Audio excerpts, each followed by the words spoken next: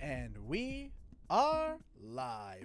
What's up, ladies and gentlemen? Canadian Guy here, and we are back with Jack and Daxter.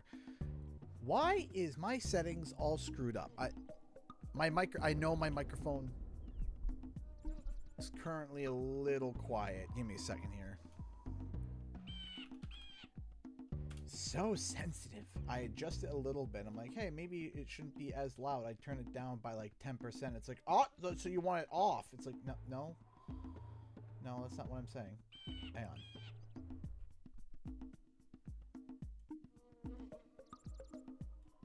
Check, 1, 2. Is it still kind of quiet, or is it just loud enough? I feel like it's...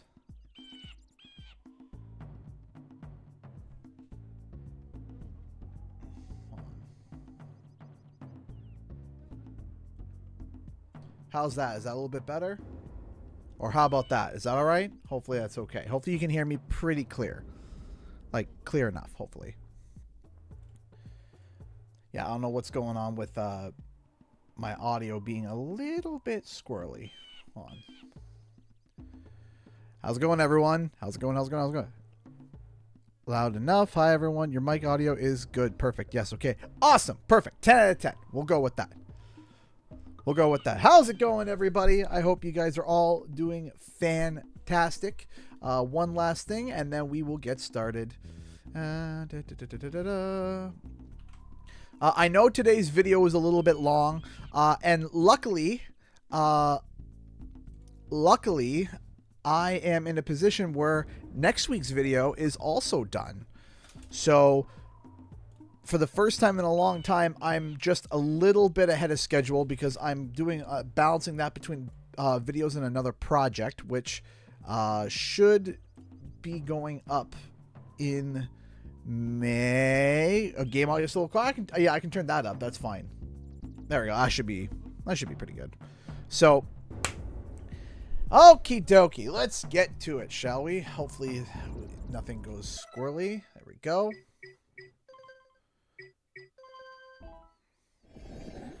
Yes, this is where I was. So, how's it going, everybody? And I really enjoy a good tier list. Thank you. I appreciate that. Yeah, it was the first time I'd done a tier list. I wanted to give it a try. That was something that a few of my friends had suggested for me to try. Specifically, one friend has kind of been, not pushing me, but like, suggesting. And I really didn't have a thought on that. I was like, yeah, maybe, I don't know. And finally I found kind of like an idea. I was like, you know what? Going for another 1,000-pound fishy attempt? I might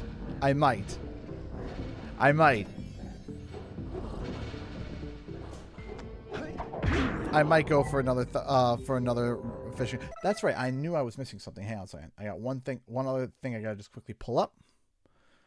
I was like, I'm missing something. I feel like I'm missing something. Yeah, I know I'm missing. There we go. There we go. So the month of May is going to be definitely interesting. And then we're going to get into June.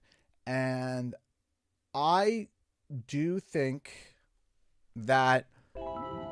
how'd you get this on PC? So there is a really great program that's called Open Goal. And they decompiled the game. And because they decompiled the game, you can play the game natively on PC now. You have to provide your own, for legal reasons, you have to provide your own ISO. But there are plenty of ways of being able to get an ISO, in different ways, which, and it's good for Jack 2, and Jack 3. Jack 3, I think, is still technically beta. Or, like, very close to... Well, that just happened. How's it going, everybody? What does ISO stand for? It's a... people who know this are going to get mad at me. It's like a mountable disk file. I'm trying to remember what the, I can't remember the actual, yeah, it's a file format. Yeah, no, it is a file format. I know that.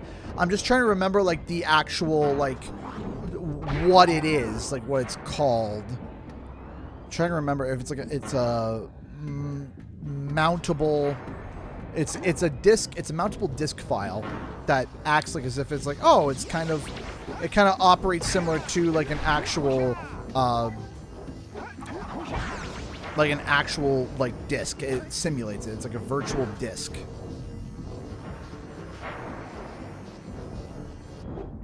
Ah!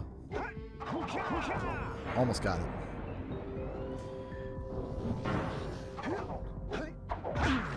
No. I mean, I'll take that. Ah, well. Kinda, you know. Kinda tried to cheese it and messed up. But, yeah, no, doing that video was interesting. I'm gonna wait and see how it performs over the week, see how it goes. Hopefully it picks up. You know, right now it doesn't have a lot of views, but I also know that a video that size typically is for videos that big, you kind of want to sit and wait. It's kind of like a just wait and see, and kind of like just wait, because, you know, a part of me is like, oh, it's not performing as well. It's like, wait a second, is it different from my typical content? Is it a little bit longer? Is it a little bit different? Yes, okay, give it a few days and see what happens, right? Don't panic. There's nothing to panic about for switching stuff up yet.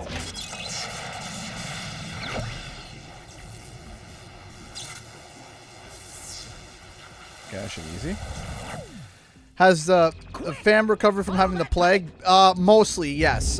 So if you guys don't know, I had gotten sick. Part of the reason why I didn't stream, or my kids had gotten sick, we had, unfortunately, something called hands, foot, and mouth. Now, if you don't have kids... Oh, come on. If you don't have kids, you may have not heard of it before. It sucks. It sucks. It's like... It's similar to, like, chicken pox, kind of. And it sucks. It's not fun. It was not fun. It's highly contagious, and, you know, we had to stay inside for basically a week, and it sucks. It affects kids harsher than it does adults, but adults still get it, and it still sucks. And all the kids got it, and all the kids had gotten it, and I had gotten it. If my wife got it, she either got a very, very, very mild case or she didn't get it. We're not sure.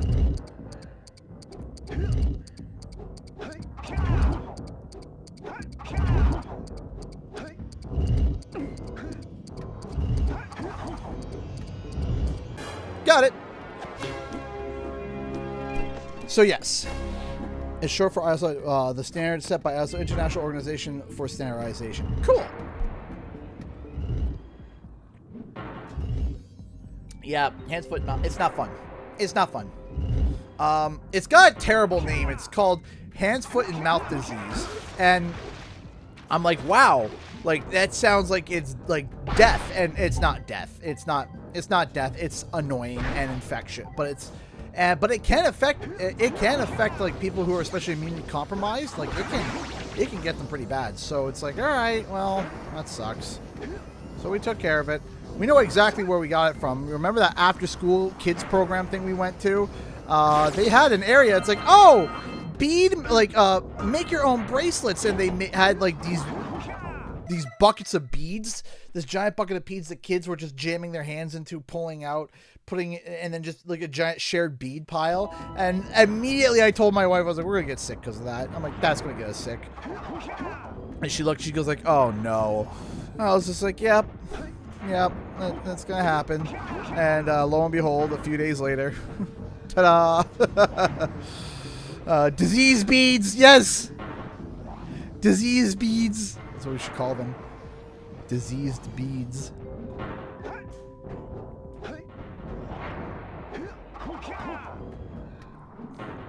How'd you get in contact with Laura the Dragon? I've been friends with Laura the Dragon for years. We've been friends for a long time.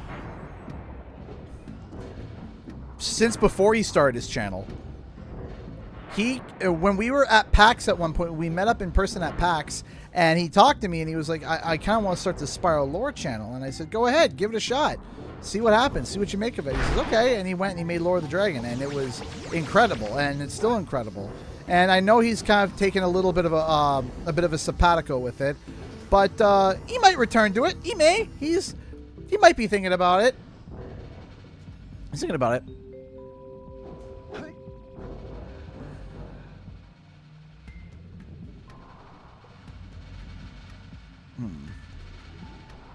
I don't know what I'll do. Not exactly what I'll do. Yeah, we typically try to avoid that stuff because that stuff, like, drives me nuts. I also love his videos. Yeah, no, his videos are great. I really do. I love his videos. I wanted him specifically to edit. There's a video that he literally got, I literally approved of before I hit live today, that I watched it. I did the final review and I said, yep, approved, all good. Literally right as I was getting ready for the literally before I hit, countdown for the stream. There was a video that I wanted him specifically to edit and make. I was like, this is something that I want him to edit because this is something in his wheelhouse, and I wanted to make sure that there was a call out for that. And yeah. I banged my foot badly enough that my mom, I thought I broke it. Spent no joke close to oh, that sucks. If you bring it to clean your hands, it'll help prevent any disease get to your hands. Yeah, it doesn't. Here's the thing. We can sit here and we can be like, I will cover, we can be sanitary. The problem is that children are not sanitary. Children are not sanitary. They are not sanitary at all. Hey, Florina, how's it going? Children are disgusting. Children. So even if we have hand sanitizer and keep ourselves clean, children will just, just question. Enter the Dragonfly. Why why no longer be Spyro 4? So we are going. So okay. So let me break this down because a lot of people ask this question, right? And it's a genuine question because there are people who are fans of. Oh, I'm already back here. I didn't lose all that stuff I just got, did I? Oh yeah, not enough hand. Yeah. You have to bathe your children in hand sanitizer and they'll still get sick. So when we're looking at patterns, right? It's a bit of just a pattern recognition, and that's the fact that Toys for Bob declared Crash Bandicoot 4 It's About Time as Crash Bandicoot 4, and because they declared it as Crash Bandicoot 4, because it's kind of a replacement for Wrath of Cortex. Is it a full replacement of Wrath of Cortex? No, not necessarily. But Wrath of Cortex is seen as not as good as the original Naughty Dog.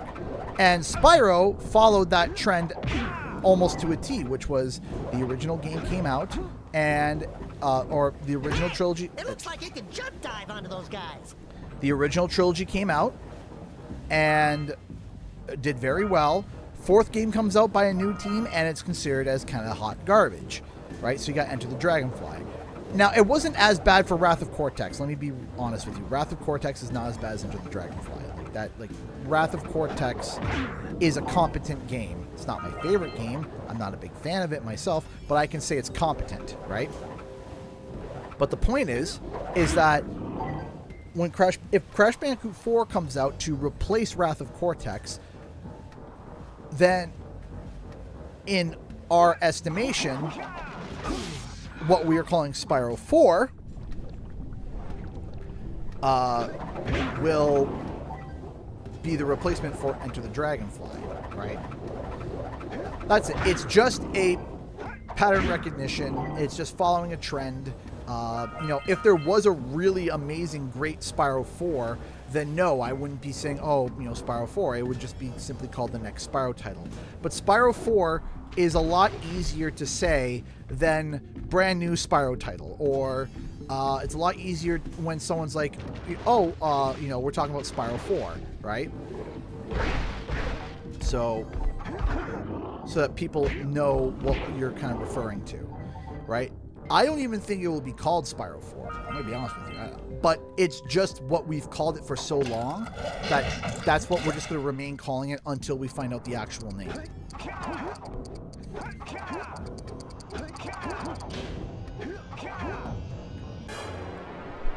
A popular name that people have been coming up for is Spyro Forever. That's been a popular fan name that I've heard is Spyro Forever. Spyro doesn't do the full multiverse thing. I don't want a multiverse, but I wouldn't mind an acknowledgement of the previous games. That I'm okay with. So, for example, and that's what I kind of covered in today's video. You know, if there was an acknowledgement, not as the main plot, not as the main plot of Spyro. There are many universes of you out there. No, but kind of like if you dig into the plot, there's some side lore stuff, and you discover that there is, or there's a subtle comment by a character where it's like, you know, kind of talking about, hey, there are plenty of universes out there, you know. And it kind of do like a reference to the fact that there are other Spyros and other, you know, takes of it, but left very ambiguous, left very just, you know, left just very open-ended. You know, that I'm okay with. For there to be like a Spyro kind of multiverse, it doesn't really work. It works for Crash.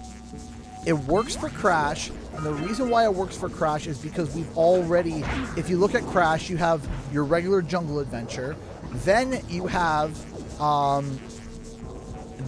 the second game, which was kind of, you know, still a jungle adventure, but more worldwide, more broader, and then you had Warped, which was like, okay, time travel. So how do you one-up time travel? You one-up time travel by doing,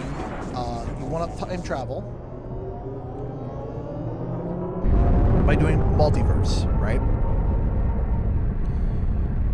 But the thing is that Spyro's universe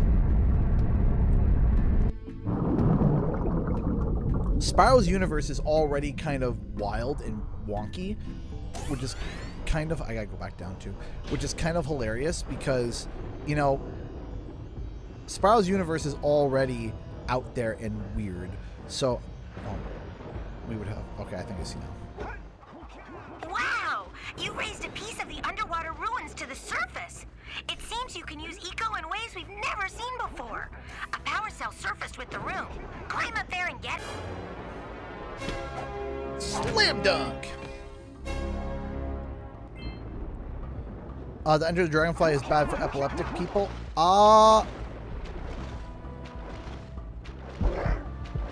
don't want to be spreading misinformation. But I thought I heard that rumor as well. Or was it a rumor? Someone with a better memory than me. Was there a significant warning? I can't remember. She's seen doing the zoomies and already bit my foot. Yeah, that's what new cats do.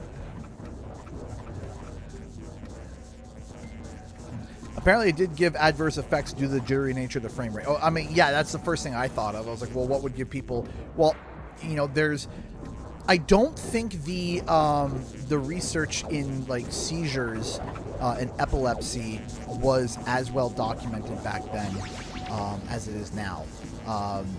If you guys don't know, back where I worked, I remember we had hey, Insomnia Aaron, how's it going? We had a test that some of our animations had to go for, that was for for epilepsy, right? You would have to, there was some things for animation that you would have to send for testing, and actually we had one trigger. We had one trigger for one of our sequences. One of our sequences actually got flagged. It was like, hey, you gotta change this. We will not, let you post this. And I was just like, oh, crud, really? It was like, yep. And so we had to change it. And it was something that we knew was probably going to get flagged. It was, to give you an idea, the main character in our story got sucked up by a tornado, a rainbow tornado. Jeez, we went epic. Right? Our character got sucked up by a rainbow tornado, okay? And they were inside the rainbow tornado for a short period of time. Yeah, so you can kind of get an idea that we were like, yeah, we need to get this checked. And yeah, it flagged. But it actually didn't flag for what we expected. We expected having to completely gut it and change it. They said, oh no, you just got to slow it down. We're like, what? Like, yeah, just slow it down. And we're like, we don't have to make it like less colors or less, like, no, just slow it down. And that was it, and it passed the test afterwards. It wasn't the amount of colors, it was kind of like the speed at which the colors were coming out, I guess. So yeah.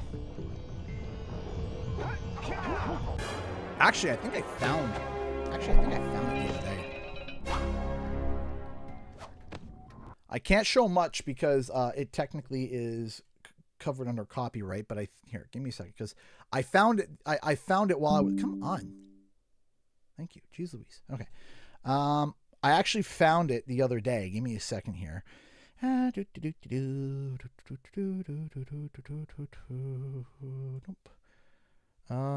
had it.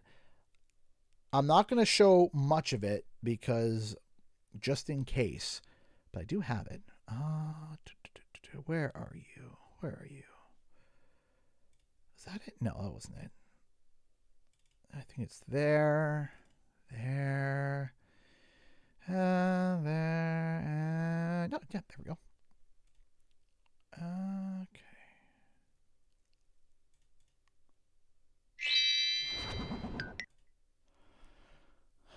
Hang on a second. Let me see if I can find the sequence here. Yeah, there it is. So I'm going to show it small. I don't want to get in trouble, but yeah, this was the main show that I worked on. Ollie the Boy Came When He Ate. So he puts a magical spoon into the watermelon. They float up. They go up and they go to the food world, which Nummy World, I can't remember. So, and here comes a tornado, and then that happens, and then Nummy comes to life. Then they spin out, and then this is the scene that we were like, okay, we're getting trouble. We might get in trouble for that. So. I got a bad feeling about this. Jack, run! The dog. So yeah, that was something that that I worked on. I was one of the 3 editors on that show. Really enjoyed it. That's when I was working at the studio I was at before.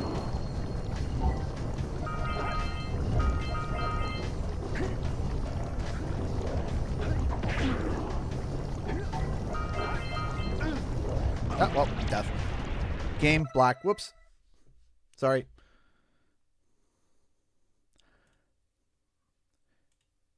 See, sometimes it gets temperamental. There we go. My bad. My bad, everybody. I'm sorry.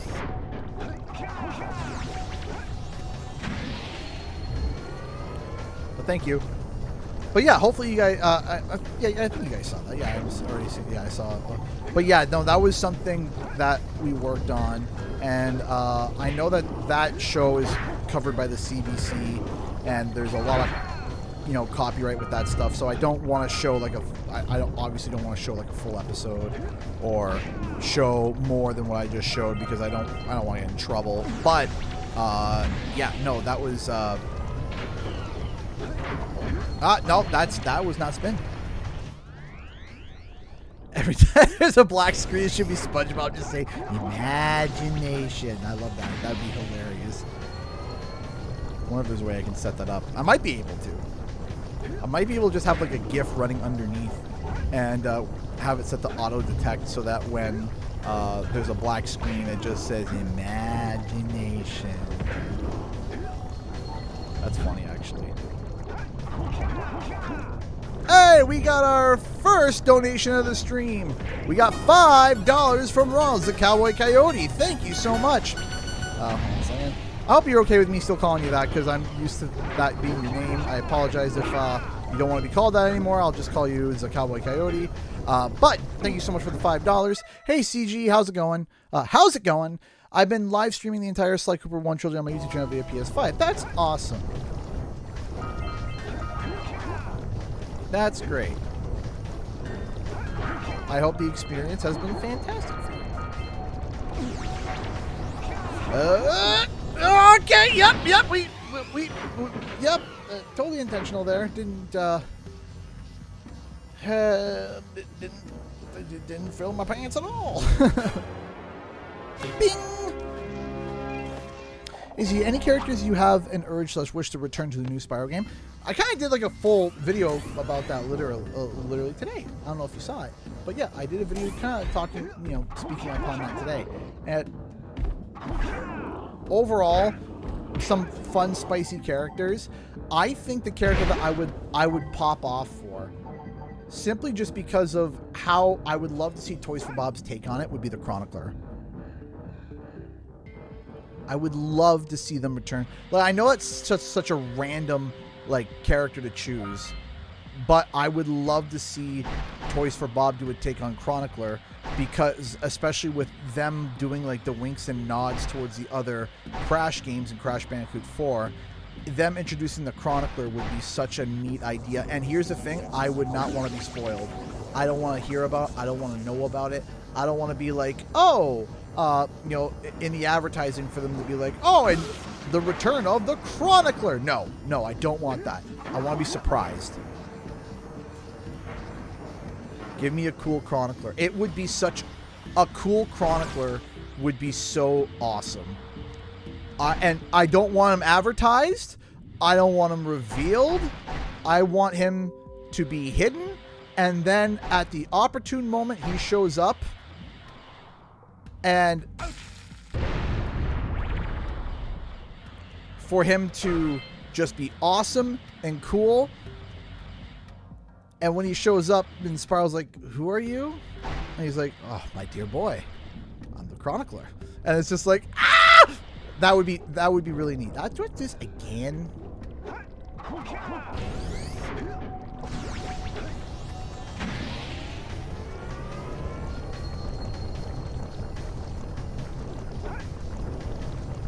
And listen, I don't care. Just make him, you know what? Just make him Gandalf. Just make him Gandalf the Dragon. That's it. Just make it just literally make it. Literally just make it Chronicler's Gandalf, okay? And Spyro and Cinder are just hobbits. There we go. That whole vibe and relationship. Just make it that.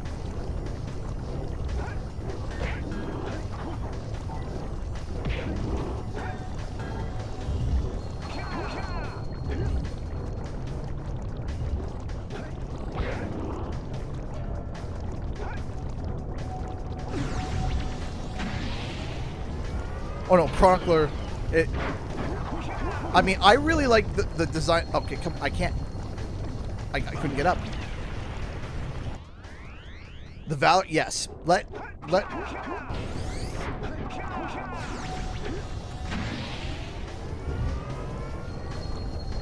And let him just be kind of like semi-quasi grumpy.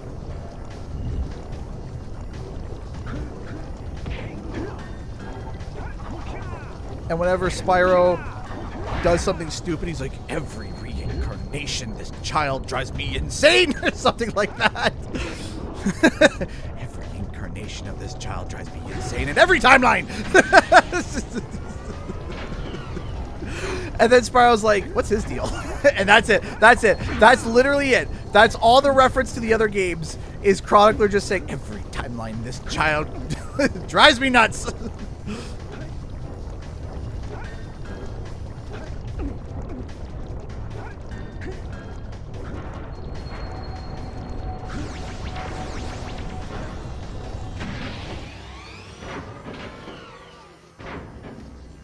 I think that would be cool. Yeah, he's literally Lion King moment.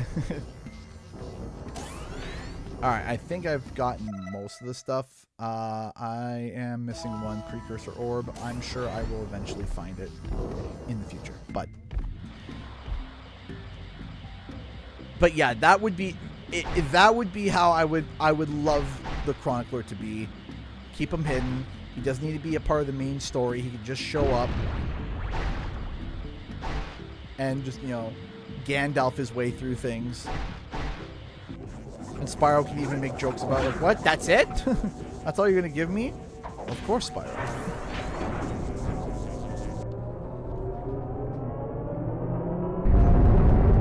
I'm okay with a multiverse reference as long as it's only through through Chronicler. That's it. That's it. As long as it's just through the Chronicler, and I can see him too, with him being, you know, standing bipedal, right? You know, him having, like, you know, the white beard, the dark blue, and it would be really cool if he had a staff, and the staff had like a sand timer on it that's like in mid twist. Right, and just a book strapped to his side. Just like a really cool concept of this Time Master Chronicler.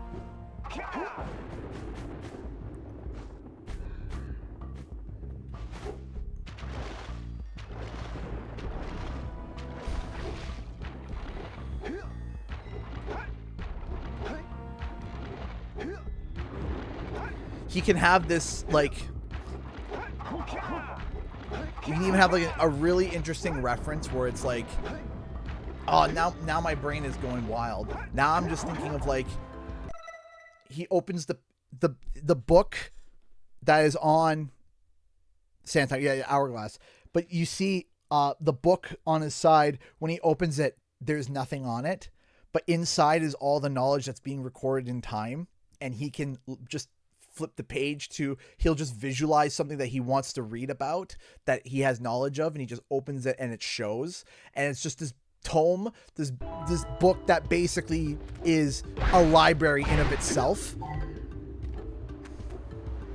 And as he flips the pages to wherever he wants, it is the next page to whatever. It's like a magical Kindle.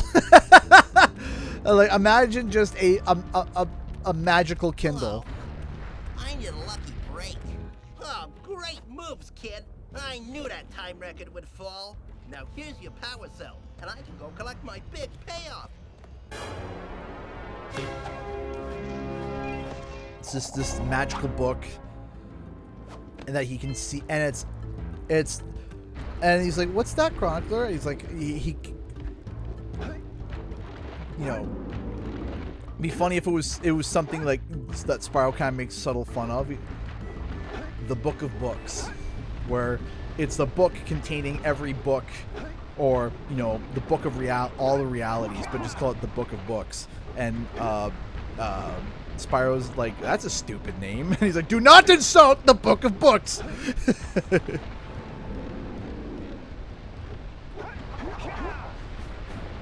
I don't know. Just riffing some ideas. Great! You have the cells for the machine. They ought to provide enough power to lift that boulder. Let's go. There we go. Now be careful facing that monster lurker at the top. Wait! I'll stay here and protect Kira. Jack, I think you're ready to handle that monster without me. Oh, really heroic of you.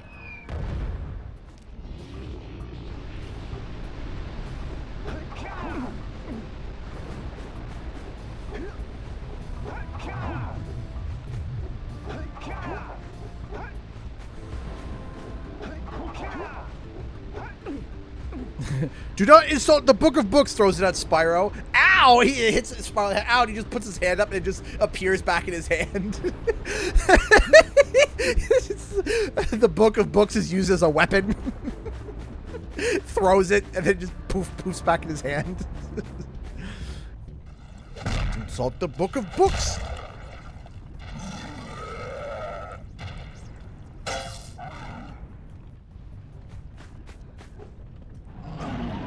Ah, good start. Listen, it's an intimidation tactic, all right? Listen, I throw myself in the lava to show, hey, I can kill myself. All right? I don't need you to do it.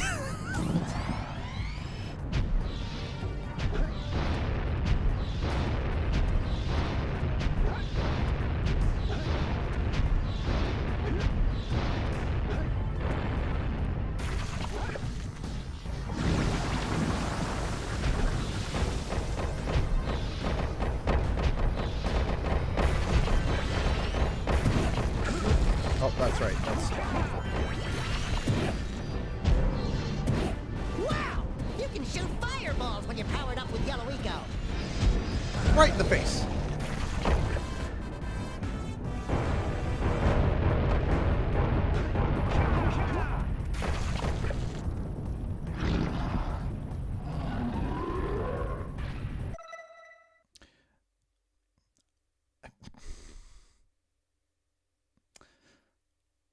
Guys, I want you to watch this fight and think of the Entropy boss fight from Spyro 3.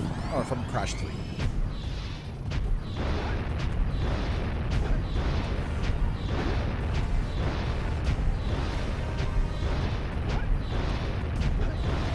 It's down a far distant platform. Right? They attack. Bridge shows up. Bridge gets smaller each time. Made by Naughty Dog. Get to the end. And then you're also running away from a boulder towards the screen.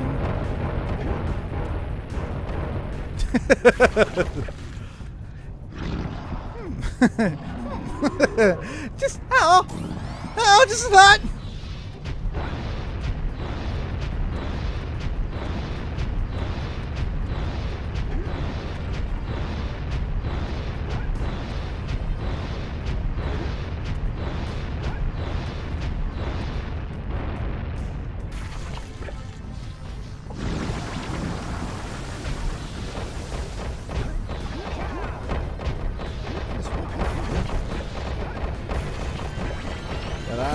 Anyway.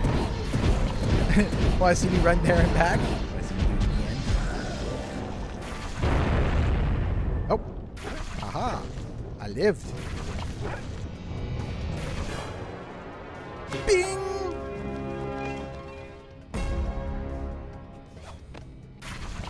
Great work! The people of Rock Village are breathing a collective sigh of relief. And but there's no time to... Good job, you beat the boss! Oh, you're our savior! Instantly perished by magma. Oh. Oh no.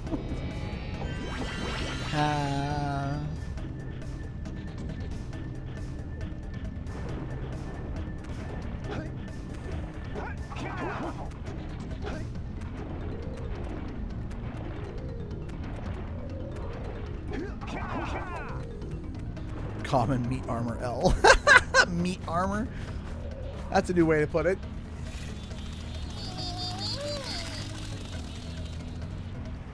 Oh my! Those lurkers must be headed for a detonator at the end of the canyon. How would you know that? They'll blow up the entire pass. You've got to beat them there and destroy the detonator, or it's all over. Well, it already is over, but I have a genuine question. How do you know? How do you know? She's like, oh no! Those bad guys must have a detonator. Huh?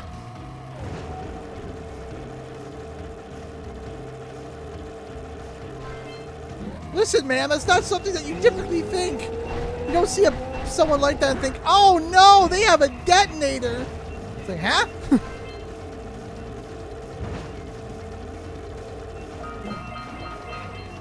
Like, that's a jump and a half.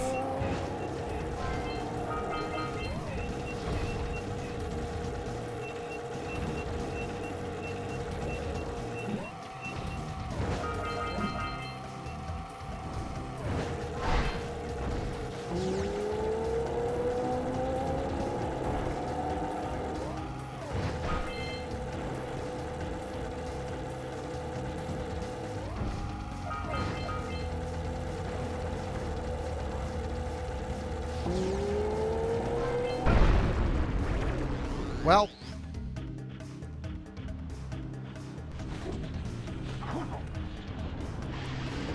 Let's try that again.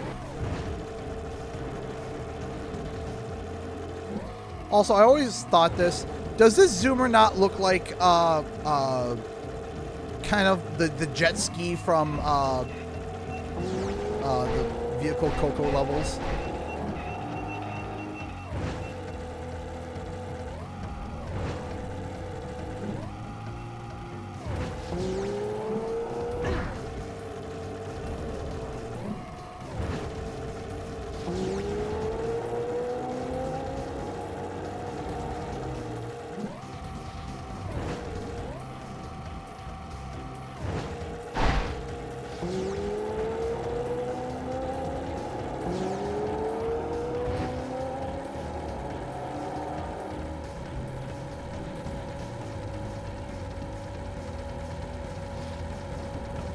Don't die, don't die, don't die.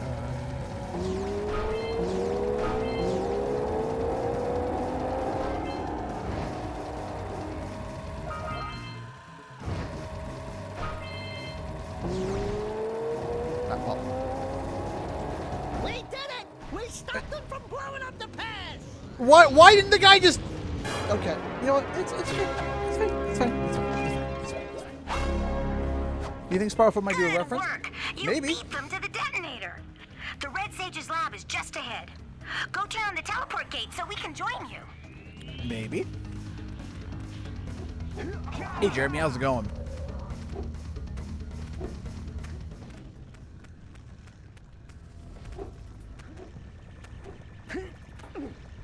You know what? Whoa!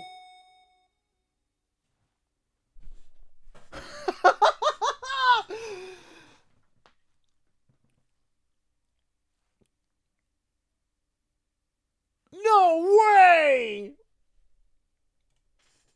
Howling Wolf!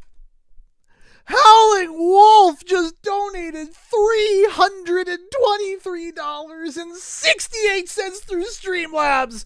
Are you kidding me? Are you joking? Come on, man, that is awesome. You did it! Several explosions later, to our favorite Canadian, Howling Wolf, thank you! Thank you, thank you, thank you, thank you. That is incredible. Let me see. Did you? Yeah, that's what you did. Look at the donation bar. 1, 2, 3, 4, 5, 6. That is incredible. That is amazing. Thank you.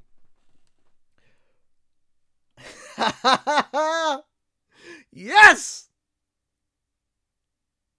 Yes. Yes, yes, yes, yes. Thank you. Howling Wolf, you are amazing. Sorry if the clapping. Sorry if the clapping is hurting your ears, but that is amazing. Thank you. Thank you. Thank you.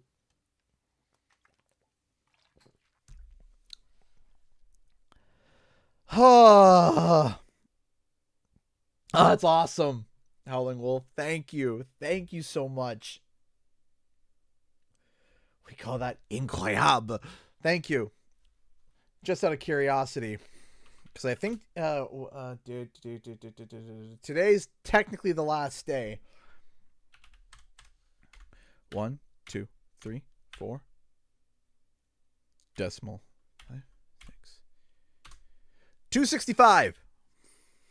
Now CG can afford. Or 265.44. 265.44 for filling the bar. Yes! Ha!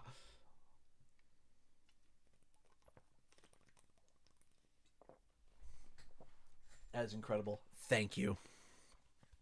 Thank you. Thank you. Thank you! Yes! Woo! We're close to filling the bar. Oh, will we do it? You tell the syrup story. I may have half jokingly smuggled Canadian maple syrup to the States, gave some to Mason, and Mason kind of was like, I will kill for this. I always wonder if I'm losing body parts in those things. Holy yakow! The Red Sage's lab looks worse than the Blues. Well, it definitely looks as though there's been a struggle here. I'd hardly call it struggle. Would you, dear sister? Certainly not. The Red Sage gave up with so little effort. No fun at all. Gall? Is that you? You've finally gone off the deep end, eh? And Maya, I told you the Dark Eco would affect you both. Nobody ever listens to old Samos. What have you two done with the Blue and Red Sages? Don't worry about your colorful friends, you old fool. They're perfectly safe in our citadel. Our special guests. They have graciously agreed to help us on a little project. You were wrong, Samos. Dark Eco can be controlled. We've learned its secrets, and now we can reshape the world to our liking. You can't control Dark Eco by itself. Even the precursors. Until now, wouldn't we've do- had to scrape by with what little Dark Eco we could find near the surface. But soon, we will have access to the vast stores of Dark Eco hidden deep underground. Not the silos. Yes, the silos. They will be opened, and all the Dark Eco of the world will be ours. But that's impossible. Only a precursor robot. Oh, don't look so upset, Samos. We've got big plans for you.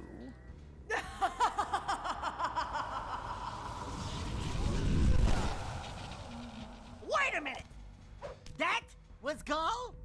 The same Gall who's supposed to change me back? Gall is the guy trying to kill us? I'm doomed. We may all be doomed. If they open the silos, the Dark Eco will twist and destroy everything it touches. We simply must get to their citadel to stop them.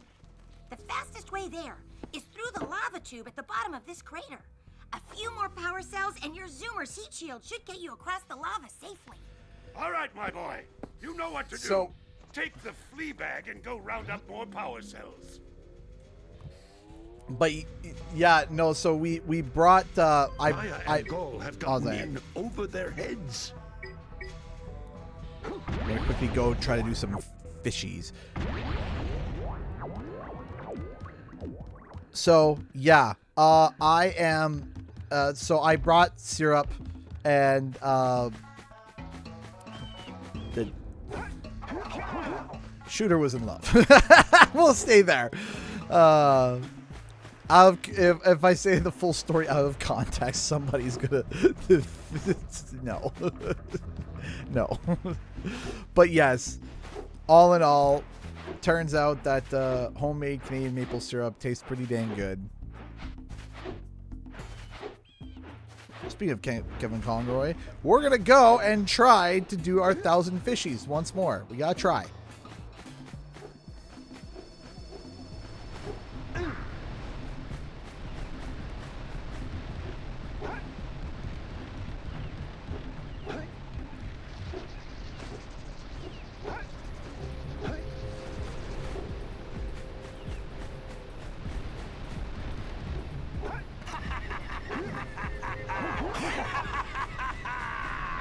All right, here we go. You know, you think I'd have the code.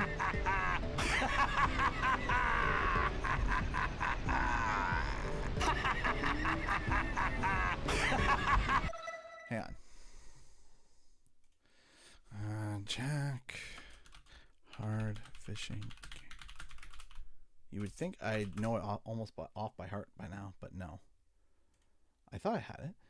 Left, left, right, right, left. Okay, okay, that's simple. I'm doing up, down. All right, here we go. Want to try and beat the river, do ya? All right, let's do it. Here we go. All right, time for us to try to get 1,000 pound of fishies. 1,000 pound fishies. Can we do it? Will we do it? Don't know. Is it even possible? I know that Sean last week had stated that he got to, what was it, 900 and change? It was like 9:32 or something like that. I think my record is 8. What was it? 8:32? Is that my record?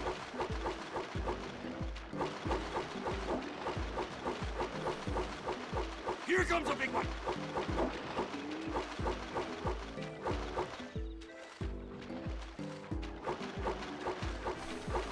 Steady, boy.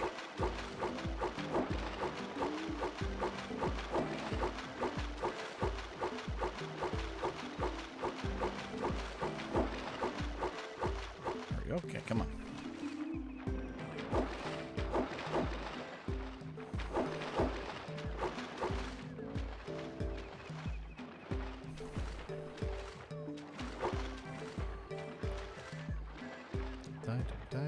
There we go. Okay.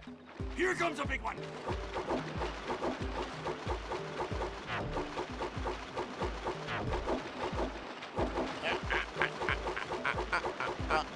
There we go. There we go. Ah! I didn't feel good about that one either. Like right from the start, I was just like, I feel like I'm off my rhythm. I don't feel like I'm on rhythm right now. I feel off rhythm. But there we go. I have been quite significantly Steady, boy. I've been quite busy this week, to say the least, but getting today's videos out, I was very happy. And again, I have next week's video ready, and I'm hoping to be able to get a small Here comes a big one. Stockpile going of content that I can have released more on a consistent basis, getting ready for Steady, boy. Spyro 4.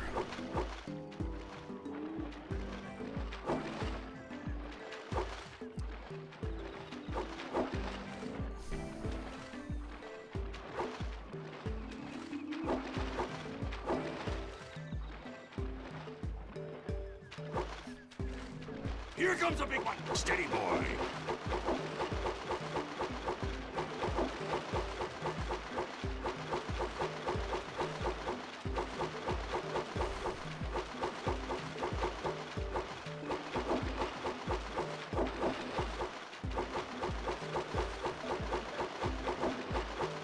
You know, there's flow state and then there's panic. I'm kind of in a panic flow state right now. Here comes a big one. Steady, boy.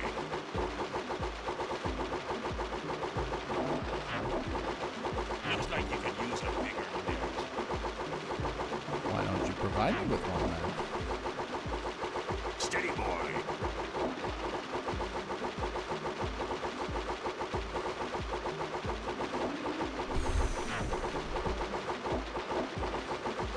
Steady, boy. Huh, okay. Here comes a big one. This is where it gets really difficult, and then the next one is just like obscene. I'm gonna miss that one.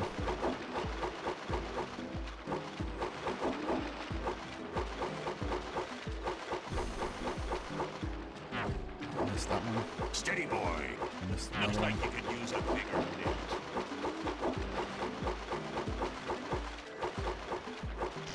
No, why? Why? I was doing so good!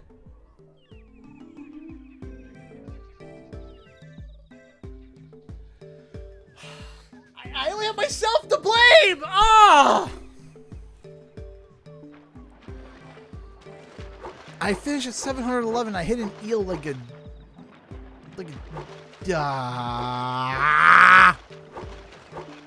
Here comes a big one. I only missed 9 too. I felt like I could have gone the distance. Steady, boy. I can go the distance.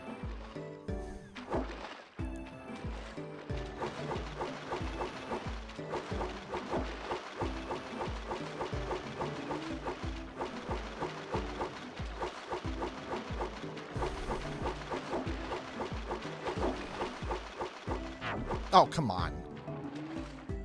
Steady, boy. Here comes a big one. This section you can sometimes get a break where you just get like a whole bunch of really good fishies that just start coming down. And then sometimes you could also just get like, oops, nothing but eels. And I think it's the next one is nothing but eels. Yep.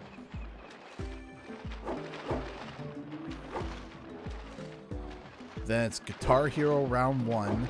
Then it's Guitar Hero round 2. Then it's Trixie McGee, and then Trixie McGee again. And I've never gotten past Trixie McGee 1. That's what I call it. Or Trixie McGee 2. I don't know what's beyond that one, that phase. Because I always come up short there because... I call it Trixie because there are certain setups where it's like you're missing a fish. Oh, I missed a 5-pounder. It's like Steady boy. Like no matter what, you're gonna be missing fish. Like it's set up to where it's set up in a way where no matter what, you're gonna be missing something. Because either you miss a fish or you hit an eel. I'm not doing so hot this round. This round is not so good. Steady boy.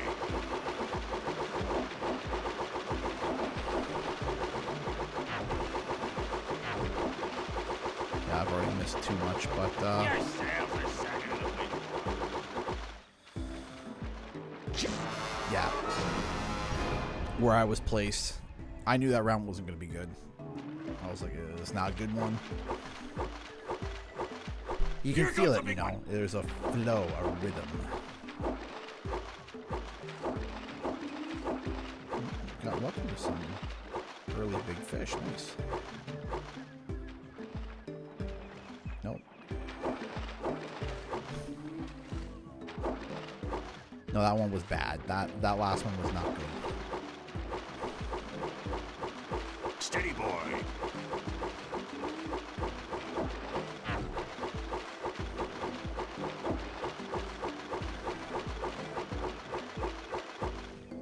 Here comes a big one.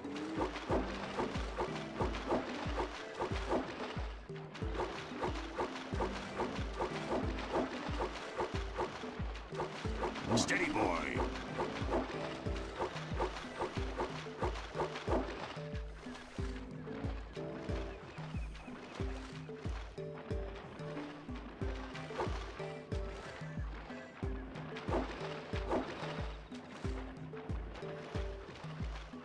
Here comes a big one. Guitar Hero round 1.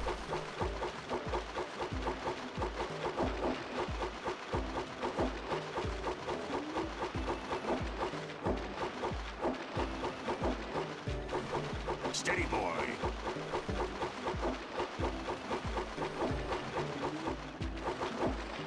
Ooh, a few tricksy ones in there. Here comes a big one. All right, Guitar Hero round 2. Here we go.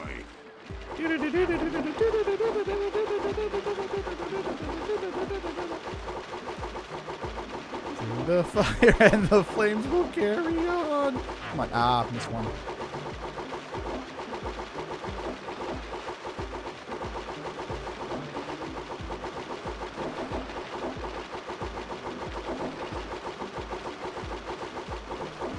Here comes a big one. Okay. Steady boy. Now comes this round. This round is tricksy. You're not careful.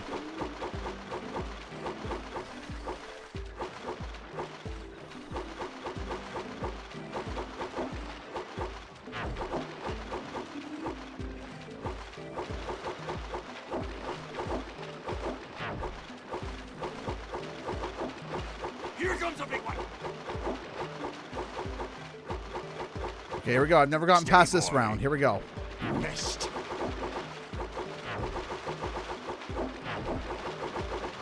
Your sails are sagging in the wind. Oh, no! Ah, 864!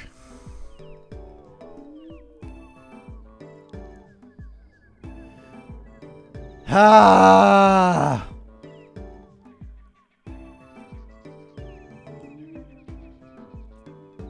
record. Okay.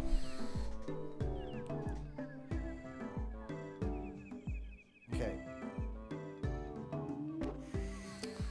I'm gonna give myself 1 or 2 more tries.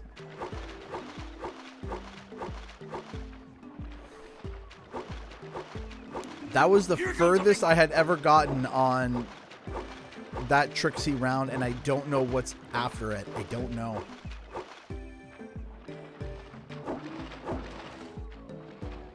Be hilarious if it's Guitar Hero but eels. It's just like all you gotta do is try to avoid it with a 5-pound fishy. Kind of like set up like, all right, you're losing here. Steady, boy. Here comes a big one.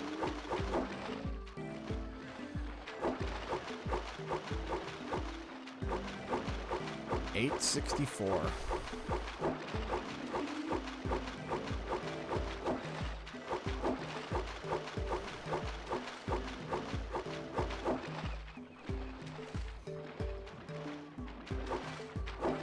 Hey, we got a $5 donation.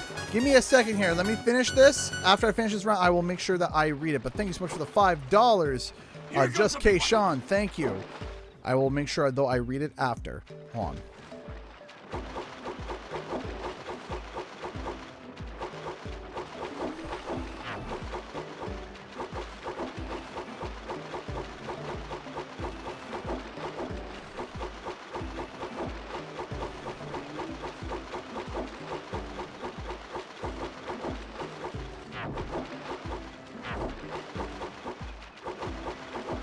Here comes a big one.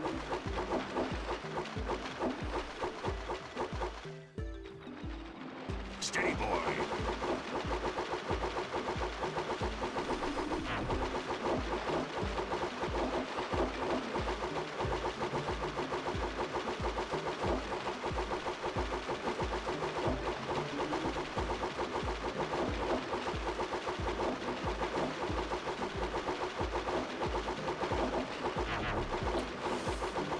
There. Here comes a big one. Here we go. Okay. Steady, boy.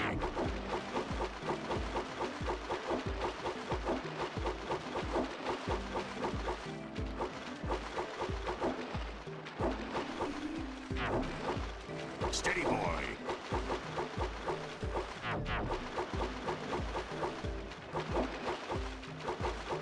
Let's put that eel. Steady, boy. Okay, here we go. Here comes a big one. Missed.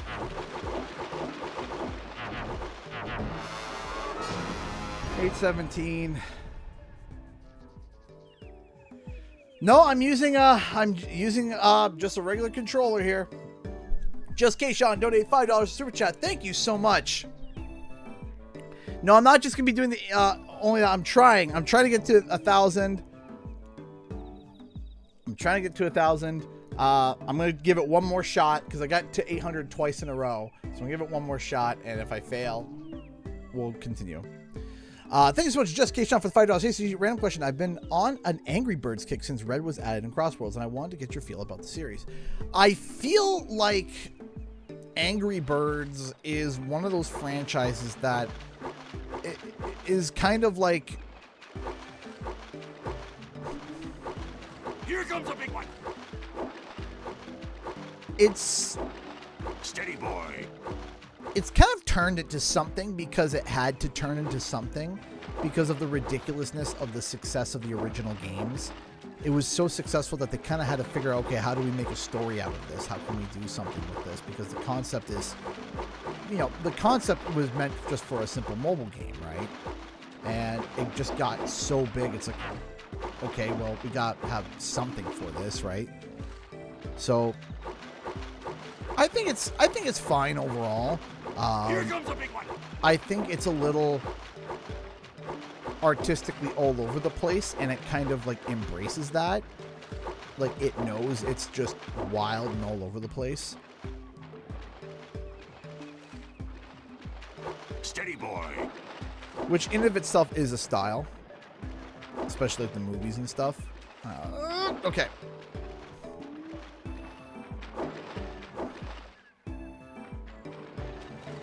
Here comes a big one. Steady, boy.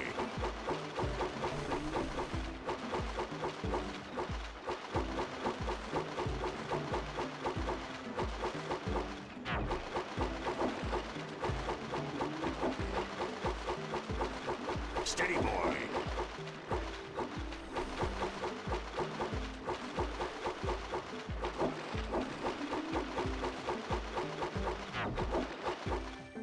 Oh, come on. Here comes a big one. Steady, boy.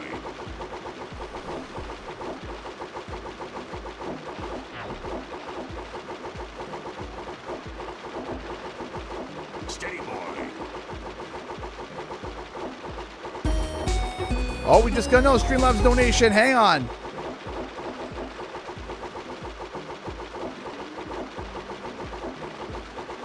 I will make sure I read that after the fact, okay? Wait. Oh my gosh!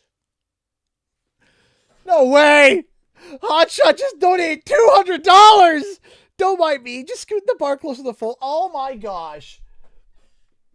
That is incredible. That is incredible. Thank you. Thank you so much. Okay, hold on. I gotta focus though. We're at 600. Okay, I gotta focus. I gotta focus. We're almost at the 1500. I gotta focus though. Thank you, Hotshot. You are amazing. Okay, just give me a second. Steady, boy.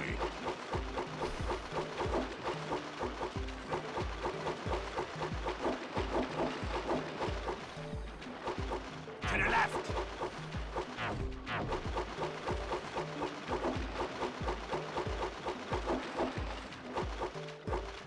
Here we go. Steady, boy. Here comes a big one. Yes.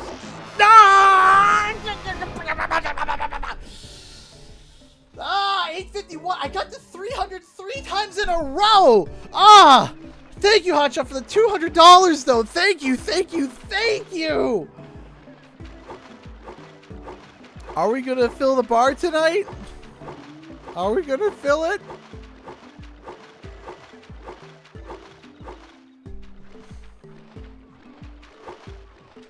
Here comes a big one. During that round, I missed a 5-pound fishy that I was like, oh no. Steady, boy.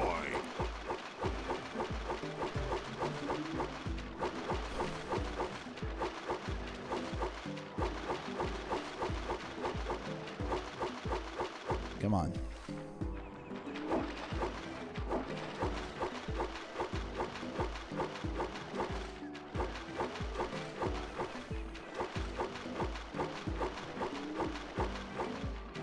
Here comes a big one.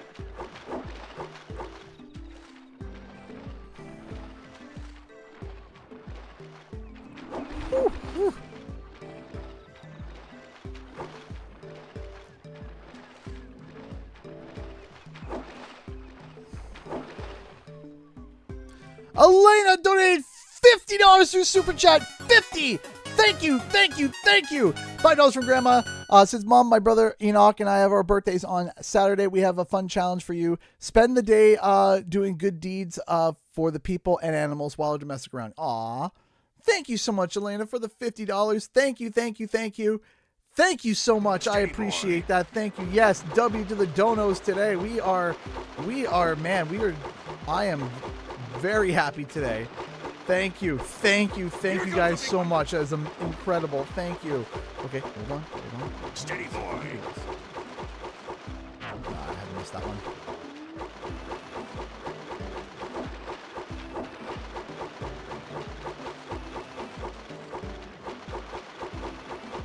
I don't remember what stage I'm at yet. I think we're at Just Eels. No, we're at Guitar Hero. Next. Steady, boy. Here comes a big one.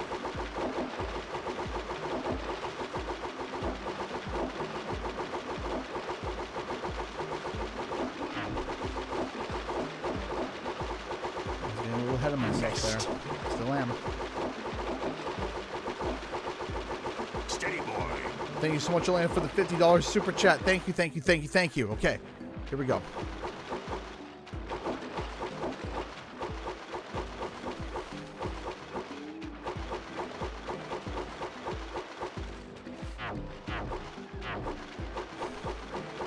So you gotta watch those tricky ones.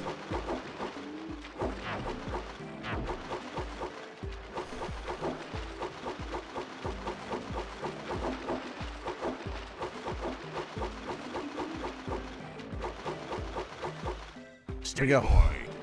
Don't miss one like that again. No, no, no. Ah.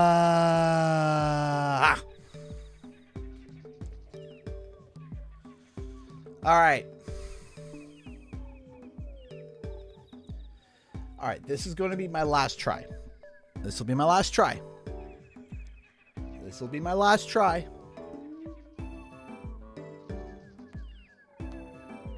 Here we go. This will be my last try. And then I'll stop with the fishies for the night. For now. This will be my last fishy attempt. Just one more try. I'm declaring it now. This is my final attempt for the night.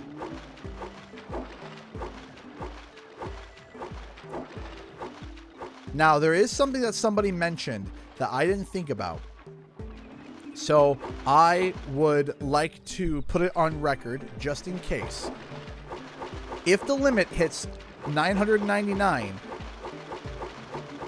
and let's say I hit like 1001 and that's where I fail, I need, you know, because if I get to 999 and I lose, I am going to scream. But it might be like, hey, that's the limit, right? That might be the maximum the counter goes to, so.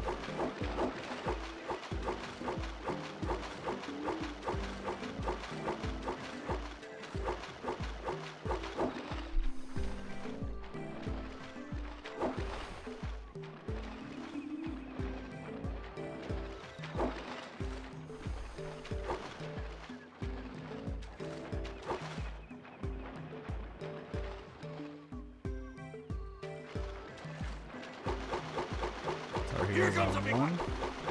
Steady boy. This one.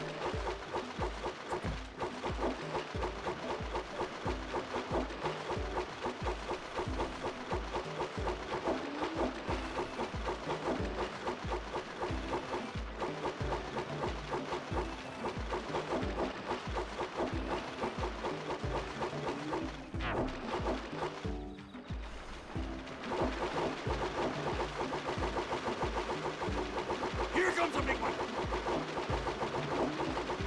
Steady boy.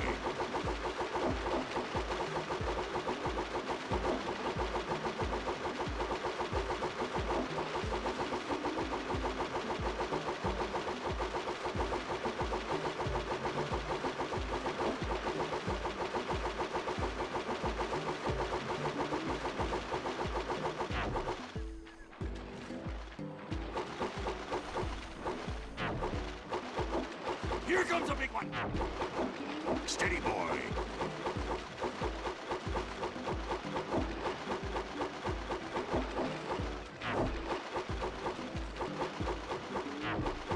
Steady boy.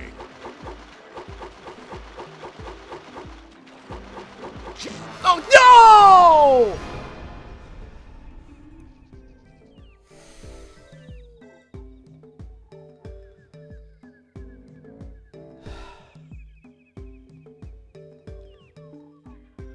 I said that I would stop. Well, if you want to try for the power cell sometime, you know where to find me. No, this is not modded. That's that is the but I'm getting better each time. I'm getting better and better each and every time. I'm getting closer and closer each time, and I'm getting more consistent. I'm getting more consistent.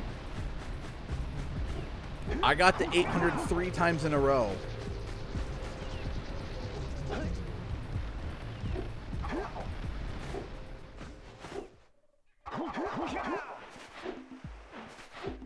I'll get there. I'll get there. I'll get it.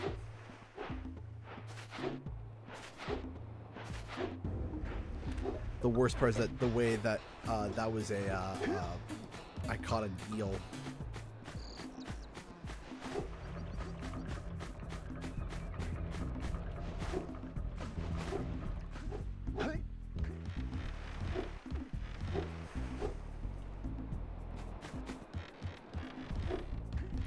Dad, I want to go fishing, but we have fishing at home. Fishing at home. It's all right.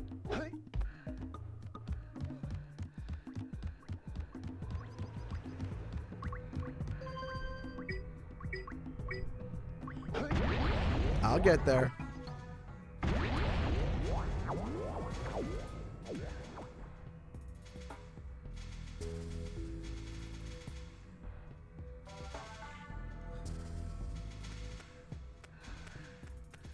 F for flut. Flut.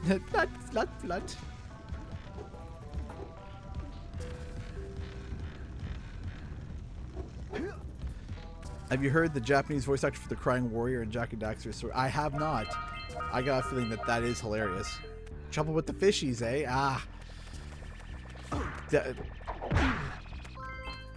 Definitely trouble. Oh yeah, these two morons. That's right. I forgot about these two. Hey, Gordy, I think we got visitors. You think, Willard? Howdy, strangers. Passing through? Us too. Well, we gotta be moving on. Nothing to see here. I thought you said this was a priceless gem worth... Willard! Actually, we want power cells, not gems. We got 4 of them. You want them? What Birdbrain here is trying to say is, we may have a few power cells laying around, and we might be willing to part with them for 90 orbs each. Where have I heard that before? Hey, how do you two geniuses expect to get that big gem out of here anyway? Well, smarty pants, we got 12 more years of digging to figure that out. Gordy, wouldn't it take less time if you dug too?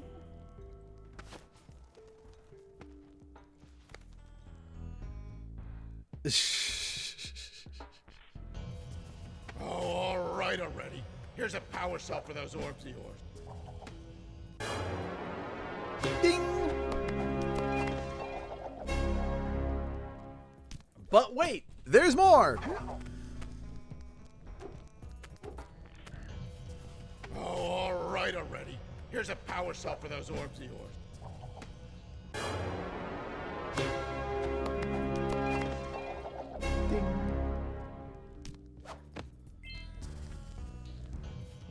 Oh, all right already.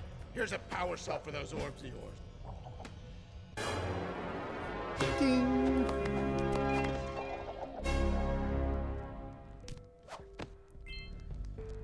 Almost was able to clear him out in one shot. Almost. Not quite. Okay. Here, I gotta quickly run to the bathroom because it's about that time. It's been about an hour and a half.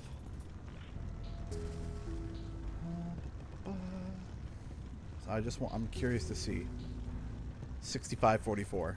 Ooh, I hope we feel. I feel it. I feel it. We might be able to do it. That'd be super exciting. Okay, I'll be right back. I'm not gonna perish if I leave the game running. So I don't think I'm gonna perish. I'll be right back. I'll be back. Oh, bye bye. Come on, hurts. Also grab some water, liquid water.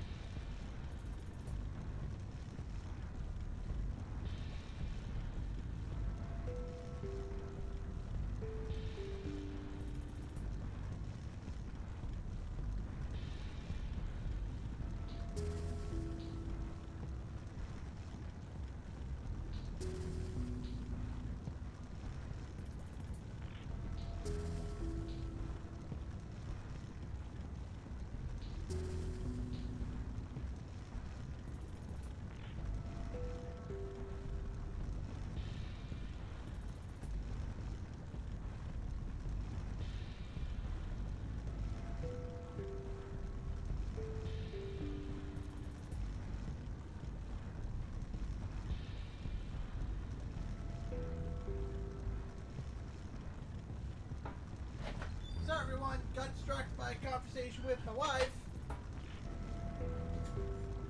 Oh my gosh.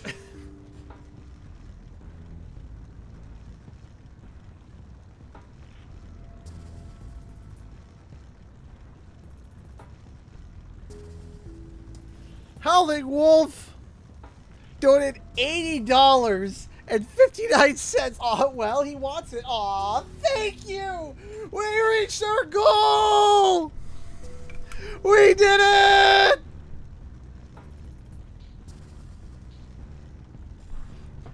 That's amazing. Okay. As soon as the door was shut, the donation. I'm sorry. But we did it! We did it! Thank you! Thank you, Howling Wolf. Thank you, Hotshot. Thank you, everybody. Thank you, Elena. Thank you, Kayshawn. Ronald, thank you. Thank you so much. Should we leave it? We've got to get to Precursor City.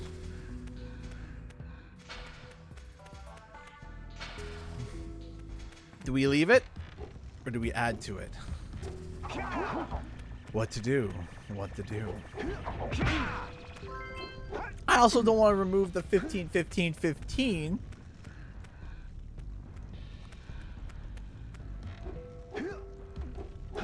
Trying to think.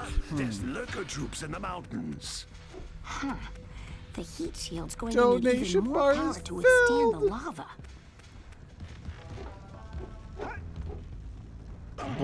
Oh, that's not a platform. That's just death. Well, now we know. And knowing's half the battle. All right.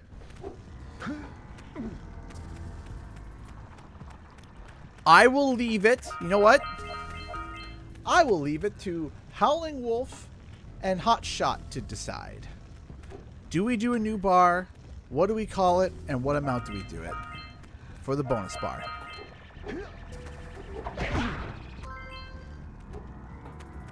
I leave it to you to decide what we call the bar. Keep it as is. Okay. Hotshot says to keep it as is. Okay.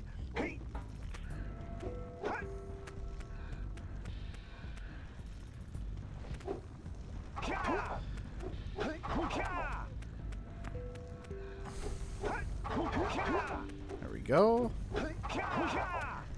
We also can, like, ink if we wanted to, if we don't want to Spyro 4 funds.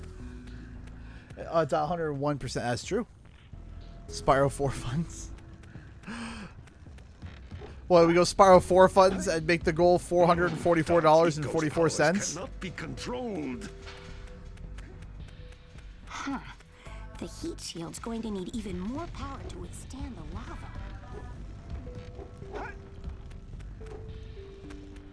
I've reactivated the gondola. It can take you to Snowy Mountain. Use it whenever you want.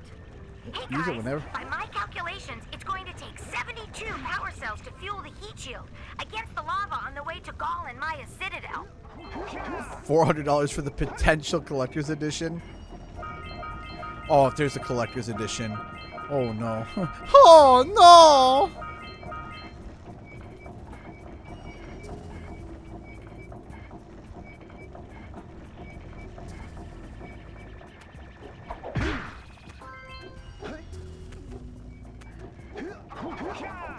Oh, absolutely.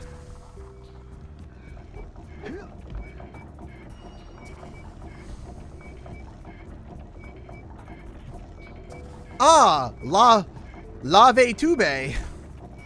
We are in the Lave Tube.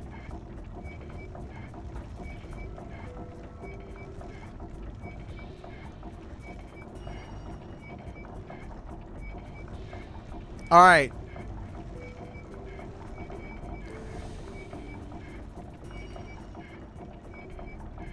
So, Howling Wolf and Hotshot, do we agree to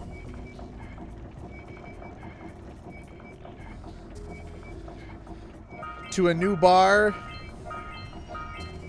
and just for the memes make it $444.44?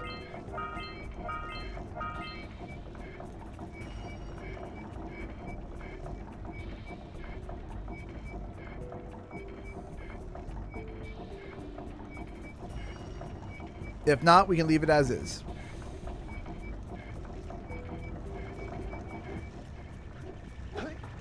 Sure. All right.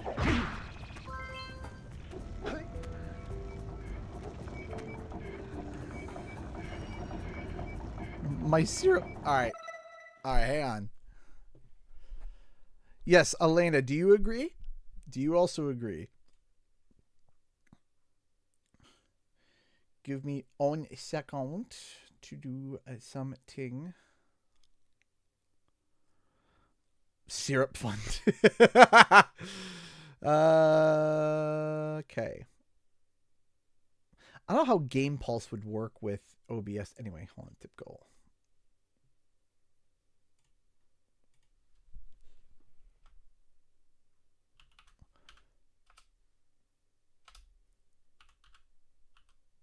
Funds for Spyro 4.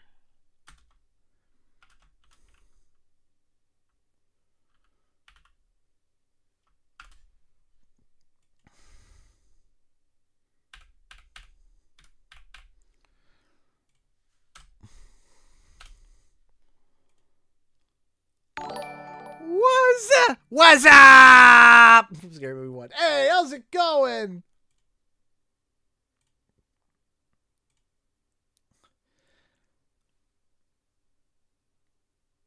How are you, Garnet Digger? Why does it do this? Come on. No black screen. No black screen. Go back. There we go. Thank you.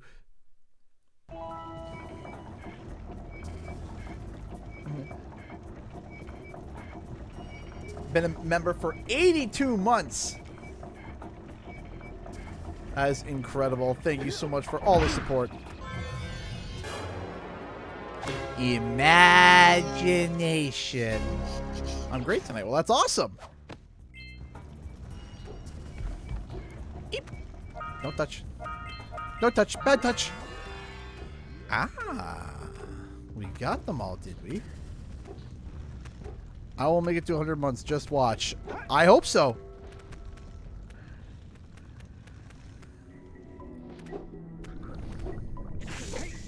Oh, jeez.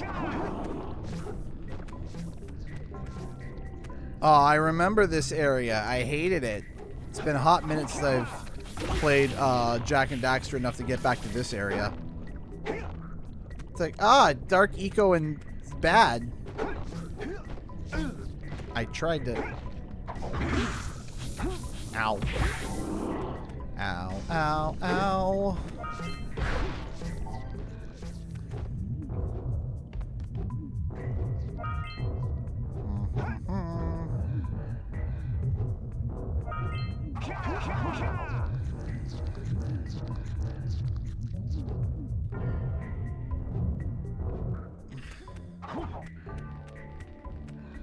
The one area that I always hated the most. Yes! I hate it.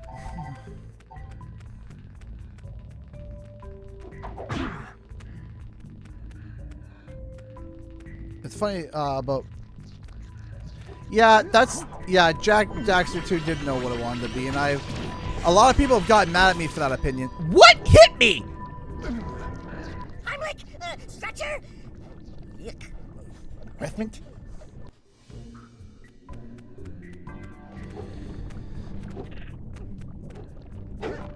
Yeah, I'm not the biggest fan of Jack 2. I like Jack 3 better, but also I'm impartial because I really like the white eco. The white eco powers were really cool. I thought Jack with the angel wings was really cool. The Spyro right before you killed it. That's it. How dare it attack me after I killed it? How dare it retaliate at me?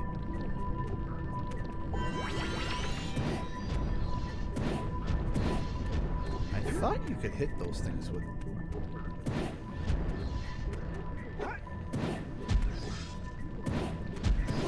Maybe you can shoot better if you aim through your goggles.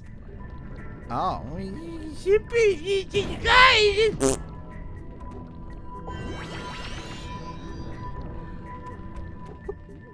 there we go.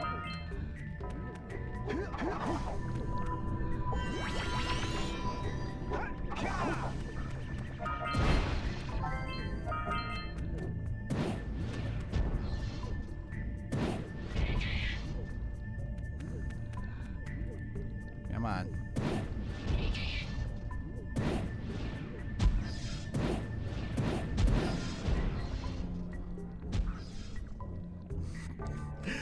$404 kid land you one Warhammer 40k box. Oh jeez, that's Warhammer. I've always thought Warhammer was an expensive hobby.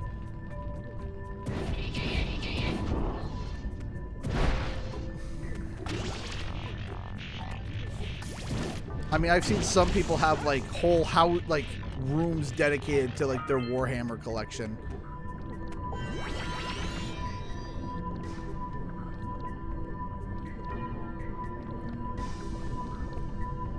Come on, where'd you go?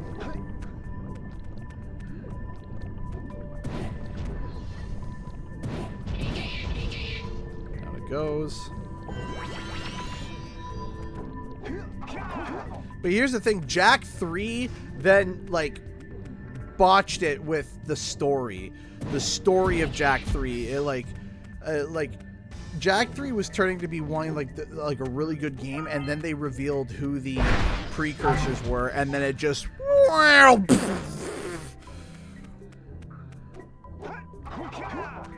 was like, oh no.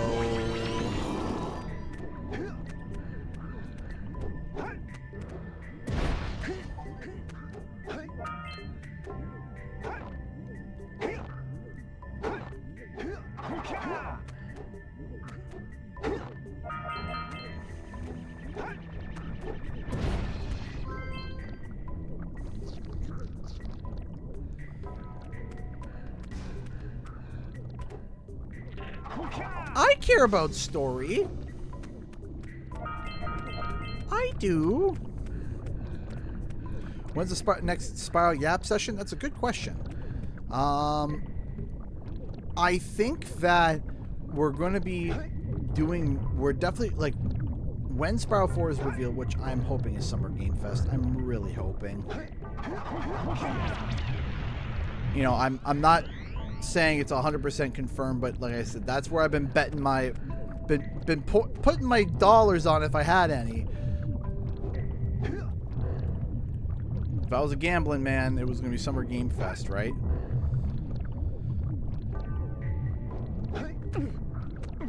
Run away! That crystal's gonna blow! Well, I do blame, you know, the story for, you know, the I'm not saying Jak 3 was bad. When is Summer Game Fest? June 9th. No, sorry. Not June 9th, that's something else. It's Voidling Bound. It's June 4th. Summer Game Fest is June 5th. June 5th.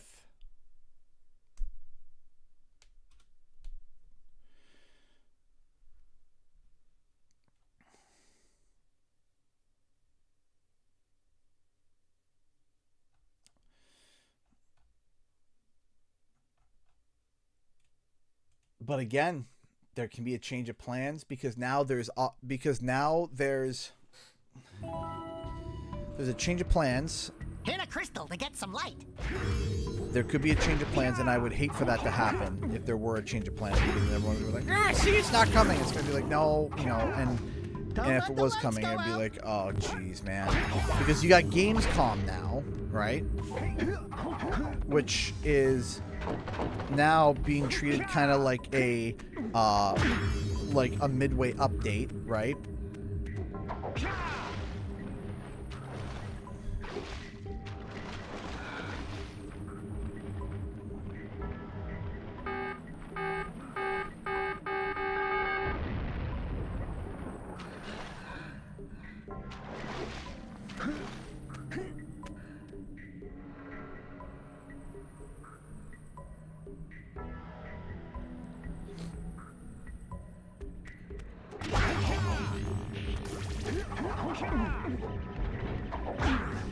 I just, man. Because here's the thing. And this is a harsh reality. Is that I could get... Correct, and the game has been in development for 2.5 years. Yes.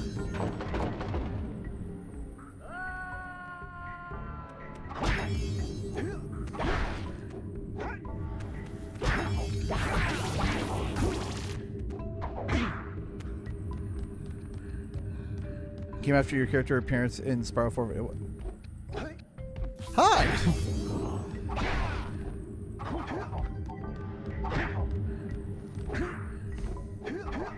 I hope you enjoyed it.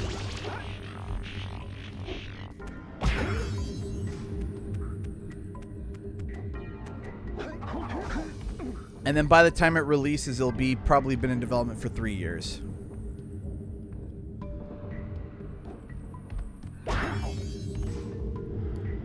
All right, hold on. There's a link apparently I need to take a look at. Hang on.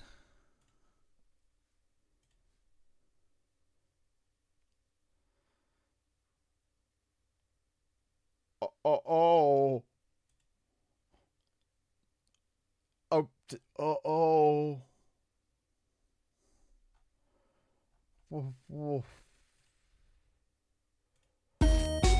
Why is it that much? Oh, we just got a donation from... Sorry. Recent events by... Sean! Donated $4.44. Ayo, there you go. Exactly 1%. That's awesome. Spyro 4 fun day. Yeah, we hit the bonus, and we figured out it was fun. Love to see your video list today. I finally took the time to get Jack working on Open Goal. I wish I could have put my entire PS2 library on my PC. It's so nice. It is. Isn't it nice? Isn't it nice? It's so good. It's so good. It's so good. Thank you so much, Sean. And yes, I love it when they're able to decompile games on the PC. That's really awesome. Thank you so much for the $4. But I have to ask,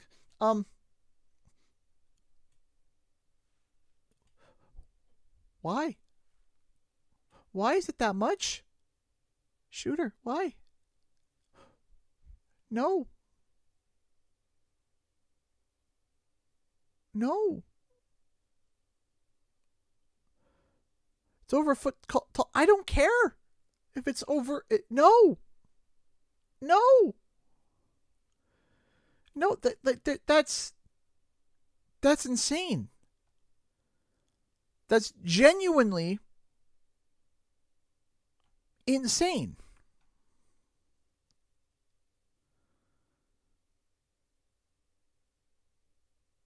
No. Also, too, that's not even with all the additional kits. There's other attachments. There's other attachments. Why? No. No, no, no, no, no, no, no. No, no, no, no, no, no, no. No. No, no, no, no, no. Please. No, no, please don't tell me people actually pay that much. Like, listen. I get it. It's made of resin. I understand. I get it. Oh, how much is that we convert over to CAD? Oh, I don't want to know, but we're going to find out. Hang on. That's pounds to CAD. Oh, I don't want to look. I don't even want to copy this in, but we're going to do it. 1, 2, 7, 6, decimal, 50. Ha!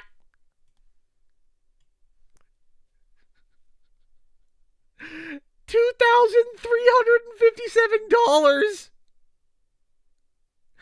$2,357. Canadian, are you insane?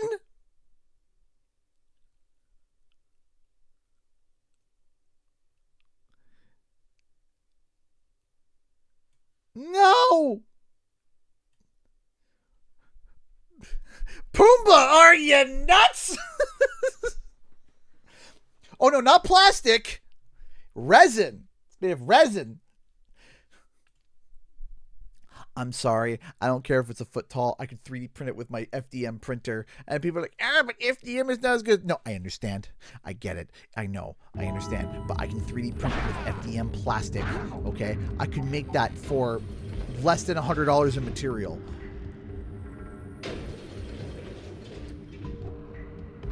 You could probably actually make that with like $20 of material.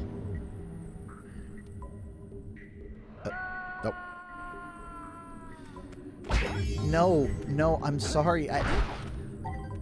You could just buy a whole 3D printer with that money. A top of the line, brand new.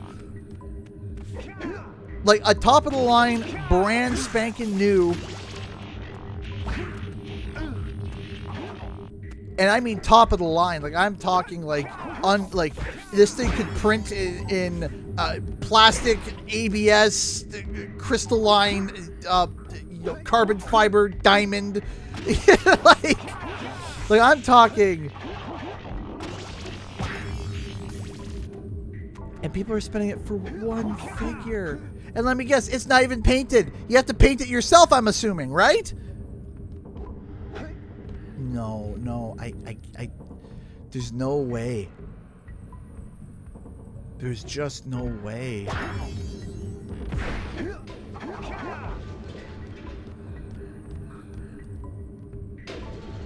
Like, when someone buys that, there should be a thing like, hey, are you okay?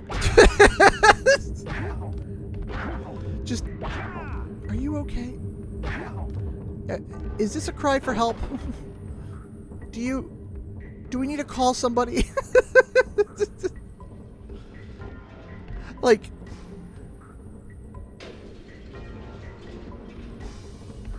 I'm sorry. $2,000.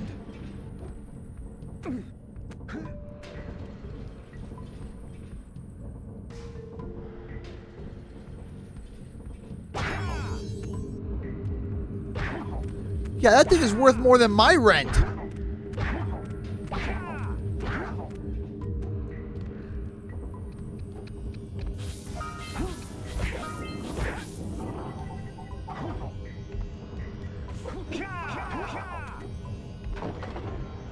I know you. You were that screwy rabbit.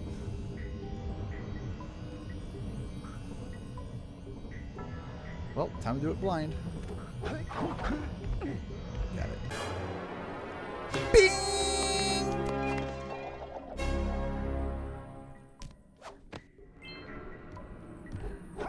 Like, if that thing was like 5 foot tall, I'd be like, okay, it's one of those things that like you spend an egregious amount of money on because it genuinely is like, you know, it's like 5-6 feet tall.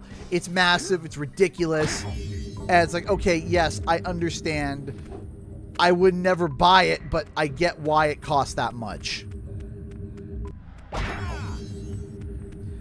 But paying that much for a figure that's only 12 inches tall, I can't do it, man. It's 2 feet tall. And it's an Imperial Knight. I don't care what it is. I don't care if it's a unicorn farting rainbows and grenades.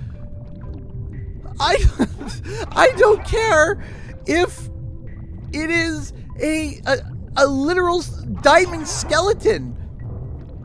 No. Just sent a picture of one on the kitchen counter. That's great. It's like, does it look neat? Yes. Does it look $2,000 neat? No. I would love for Discord to be able to not be this dumb. So I can show everybody, but Discord's being like, no. Here. Like, is that cool? Yes, it's neat. It's cool. And the paint job is great. Sure, I get it. It's like, yeah, that's really cool. That's really neat. It's not $2,000. It's not $2,000.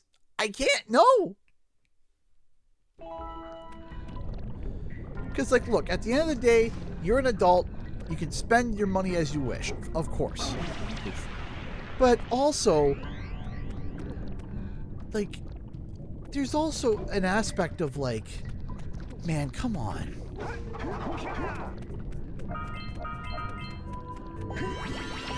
Like, even if I became one of these streamers where, you know, some of these streamers, they're making, like, they're raking in thousands of dollars per stream, I still couldn't do it.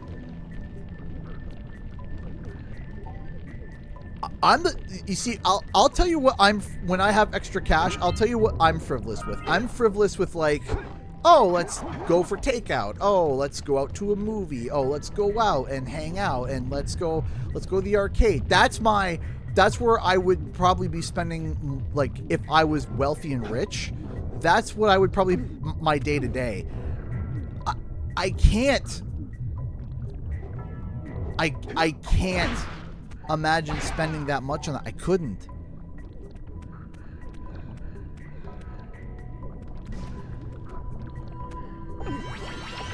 I can't. And I hope I don't ever get to that point personally. I hope I don't become that person that just goes and drops $2,000 on.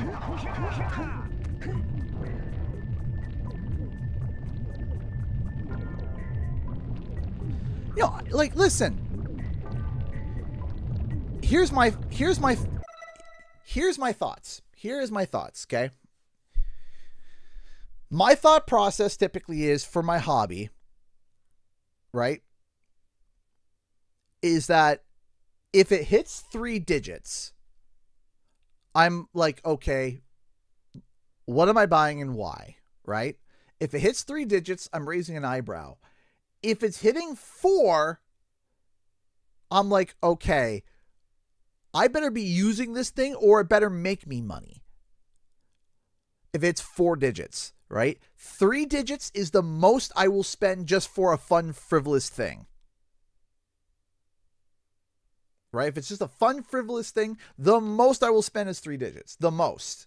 As the most. And even then, I'm cringing, right? If it's $100, well, that's a video game, right? If it's $100, it's a video game. That sucks that it costs that much. But yeah, 3 digits is the most I will spend. If it hits 4 and it's a collector's item, I can't do it. No, I can't. Like, it's just like, oh, what's it going to do? Well, it's going to sit there. And do what? Nothing. Okay? And I can't do it. I can't do it. So, for example, I can understand someone spending 4 digits on a 3D printer. I can understand that, but it better be a good 3D printer. It better be a top-of-the-line 3D printer. It better be an amazing 3D printer. And any hobby that starts taking like 5 digits to buy something is no, that's lunacy. Unless the only thing I could imagine for like collecting is like cars, like if you're a hot rod dealer. But the thing is that you can resell them, right? You can resell them. So I can understand, and you can use them at least. But goodness gravy, me oh my. Beyond that, no. And again, adults are adults. They can spend what they want, but I cringe on the inside. I just die on the inside a little bit. It makes me feel sick.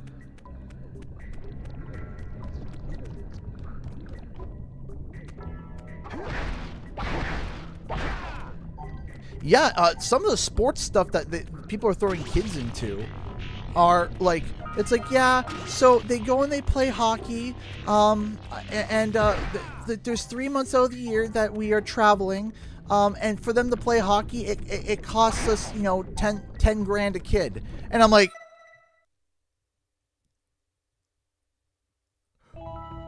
what? They're like, yeah, and, then we have to go to hockey tournaments, and sometimes we have to get up at like 4 a.m. and, just for the kids to go play. And I'm like, no! I'm sorry, absolutely not! No! Like 10 grand per kid per year. Like, why? Are you kidding?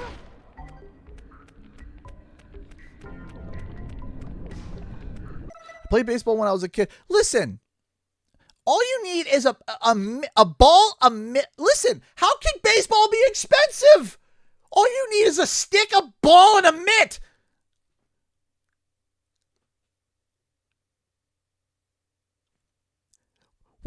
What else do you need for baseball? A piece of chalk? Pillows? You got baseball. Play ball.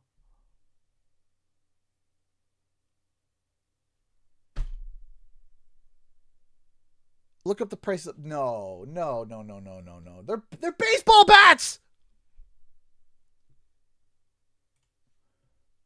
All right, I'm going to look this up.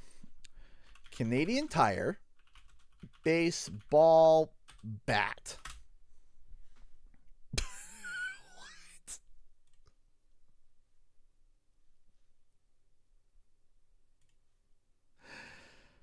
What do you mean? First of all, what are these words? Second of all, what do you mean the top number 1 bat is $200? What do you mean?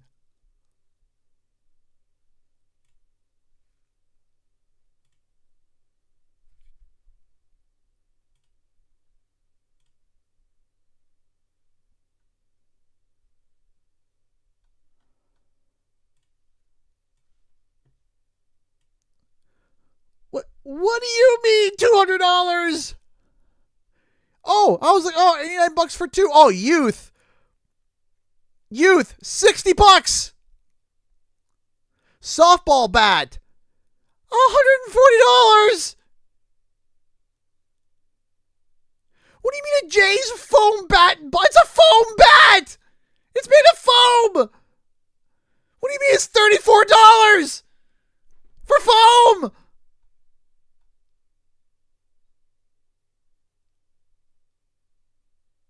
What do you mean?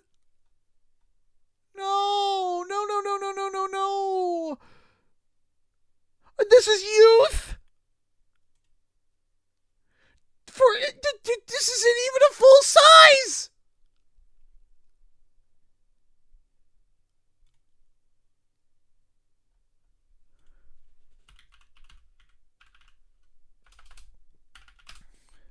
How much is it for a baseball?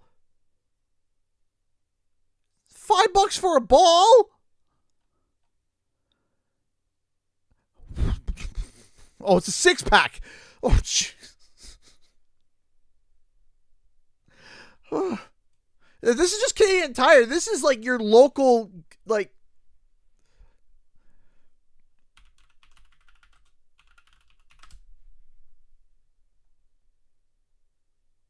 Okay, that's not terrible.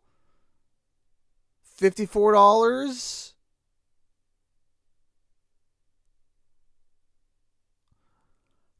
I mean, these are not the worst.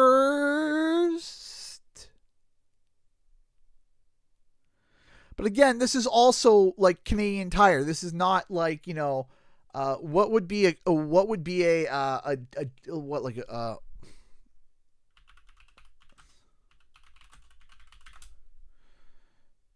Sport Check. Sure, Sport Check. This probably isn't going to make me scream and cry. I'm sure that this will be within reason. I'm sure that this will be just fine.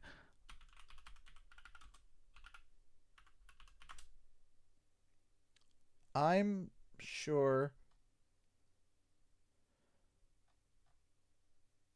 Yeah, see, even like the gloves are not so bad. It's still not great.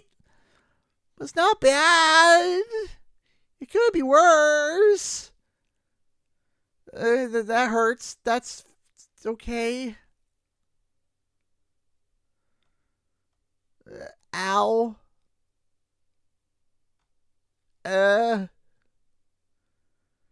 But now I gotta look up the baseball bats. So let's look at the baseball bats. I gotta look at the baseball bats. Oh, you know what? Why don't you just buy one of these and just hit me. Just hit me right in between the legs as hard as you can. Okay? $250? $449? What do you lower a shotgun shell into it? When you hit a ball, it sends it to the moon? What is this?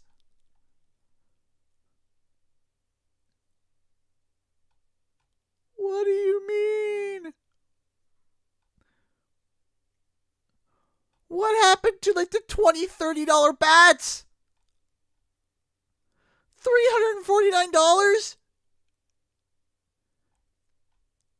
For $500? Hype fire. The only thing that's on fire is your wallet and your... Why is it so much? But here's the thing. You want to know something? You want to know something wild? Hold on.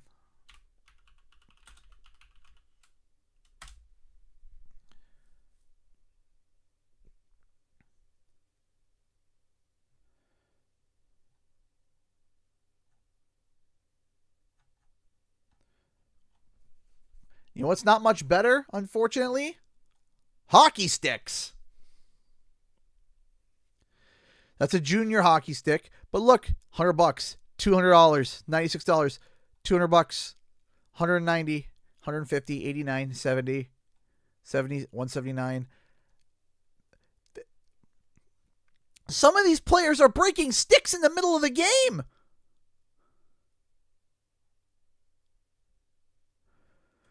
Got a minute? No. Like, could you imagine? Some of these players are breaking sticks mid-game. If my kid broke his stick out of anger, I'd run out in the ice, take the sticks, and beat him. How much I paid for these? If he broke it on purpose. Let me be clear.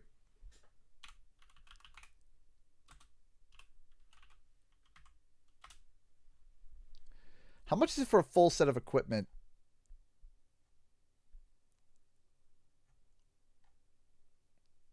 They're charging $80 for a pair of gloves? What do you mean? $150 for gloves?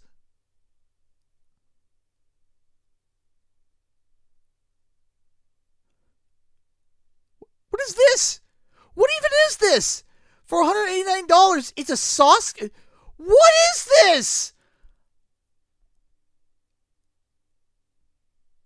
What? Hello? What is this? Bauer hockey sauce kit for $189.99. Where's the sauce? What's the sauce?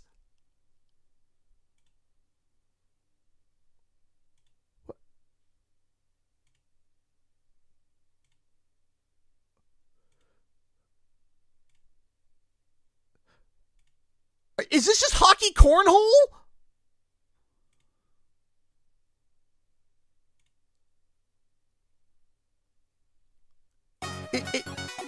Are they charging $189, almost $200 for a hockey cornhole that they call a sauce?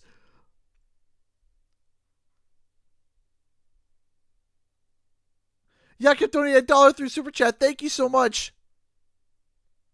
Thank you so much for the support. What is this? Why is it sauce? I don't understand. Where's the sauce?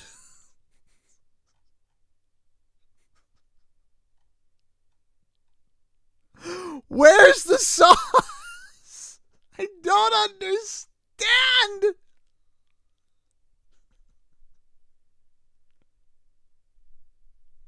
Where's the sauce? I don't get it.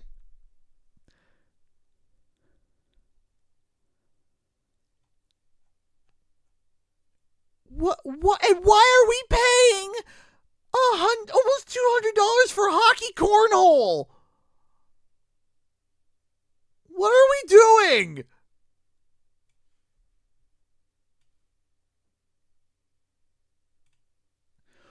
Like, do people spend money on this stuff? Why? I can't afford beef. Okay? Chicken has gone up 34%. I can't eat beef. We got people over here playing hockey cornhole and spending $200 on it.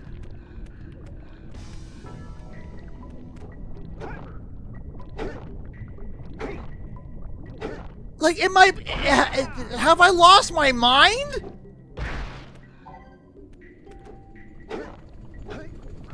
I feel so out of touch. I don't get it. Why would someone look at hockey cornhole and go, yep, $200 is a good enough price for me, and then call it a sauce kit? There's no sauce.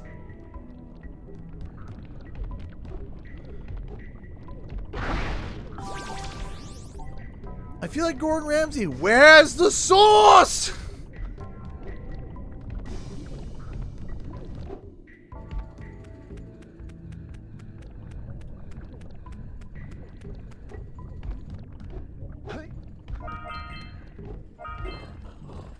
I hate this.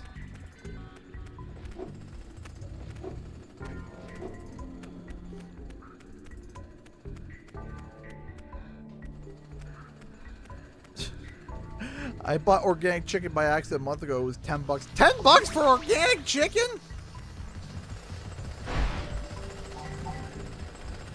I mean, that's like $15 Canadian. We spend like $10 for like a whole like right now the typical price is $10 for a rotisserie chicken, like a whole rotisserie chicken in Canada. No organic, just a rotisserie chicken is about $10, but there's some places that sell it for 15.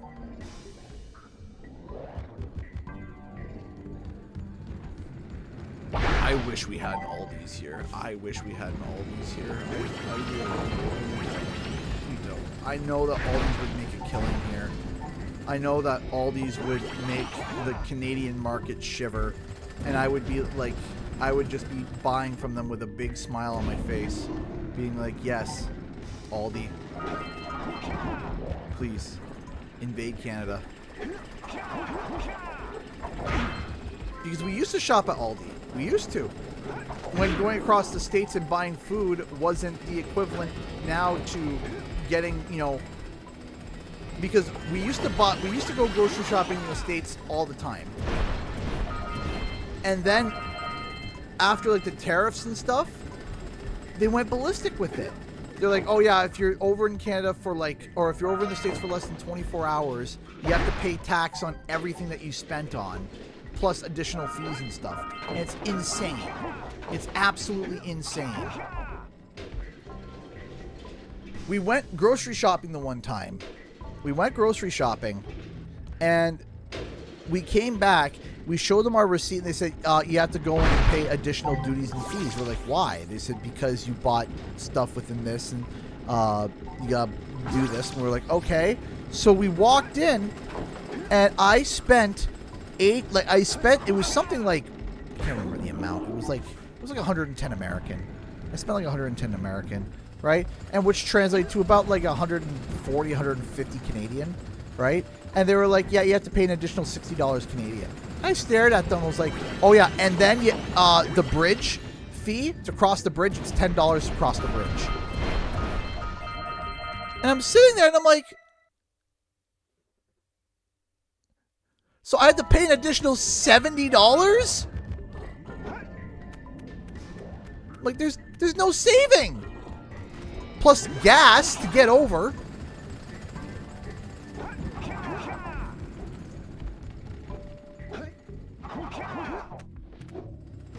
They're like, yeah, that's what happens when you buy dairy products over in the States and meat products. And I'm like, what am I just to come over and do? Buy potato chips? Like, I'm not going over to the States just to buy bloody potato chips and Cheez-Its.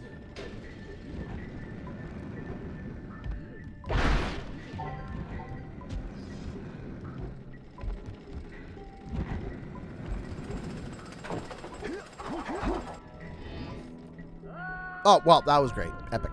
Awesome. 10 out of 10.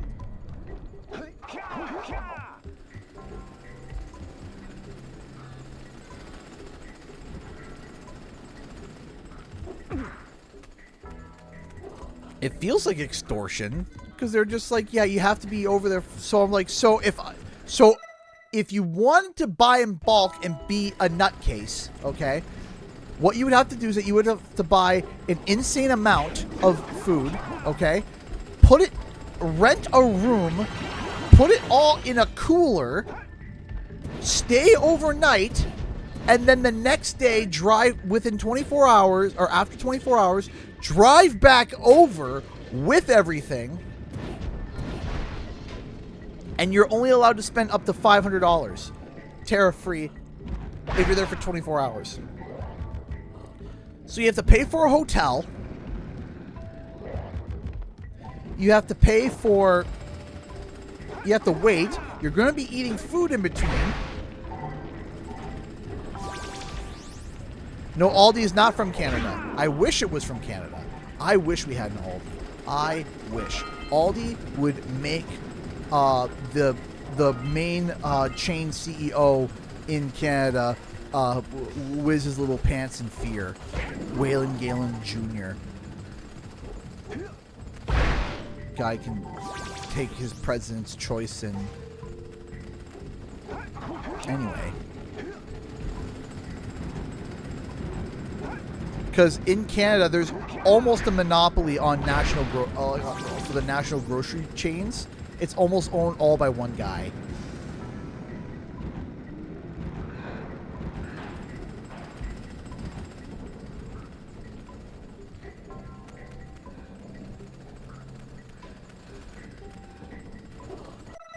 Could you buy it the second day? No need for a cooler.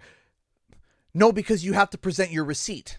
And if you bought it the day of, because you can't just show up and say, I have a bunch of food, I don't have a receipt. They're going to charge you for it, right? They're going to charge you for it, and they're going to charge you the rate that they have. They have a charter where they say, yeah, we'll charge just a flat rate, or not a flat rate, but a per pound weight, and what we estimate as the value. And of course their estimates are going to be rounded up, and of course it's going to take forever for them to go through it all, so it's going to be a giant waste of time. So you have to present the receipt. The receipt that you present has to be from the day before, because if you present the receipt from the day of, they will say no, you have to charge. You have to buy it the day before, stay there for at least 24 hours, and then now, back in the day, they used to not care. But now, ever since certain things have been put into place, they've been forced. Where it's like, it's gone up and...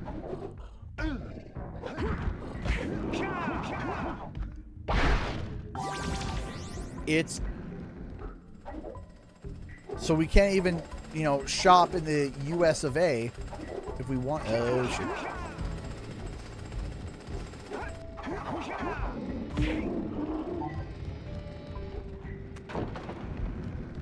Dang. Yeah, dang is right. Blows my mind.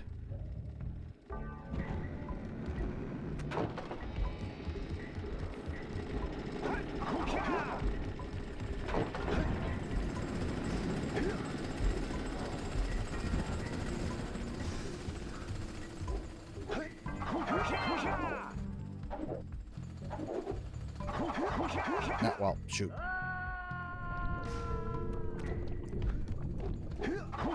We do have a Costco, but Costco meat prices are way too high in our area. I don't know what it is. It's too high. Costco in Canada is good for like box stuff. So like, if you needed to grab anything that's shelf stable. Anything that's relatively shelf stable, peanut butter, jams and stuff like that. That Costco's great for that.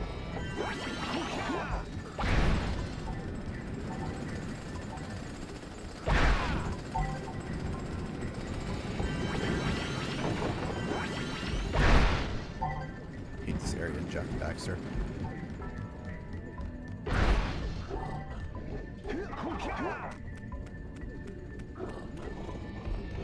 But yeah, I feel like every day I wake up and when I look at the news, it's that Captain Picard meme, the damage report.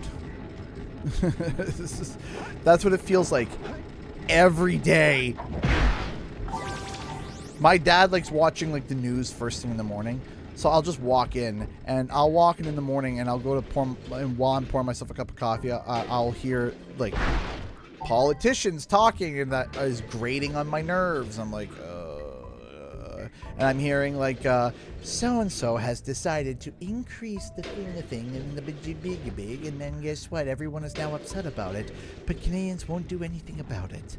We'll just sit here and get, destroyed in every sense of the word and smile and say thank you.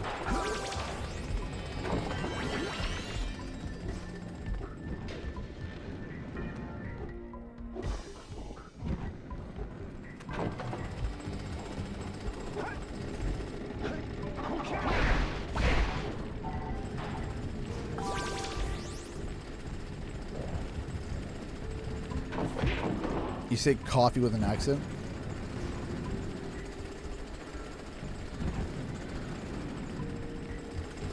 Is it coffee?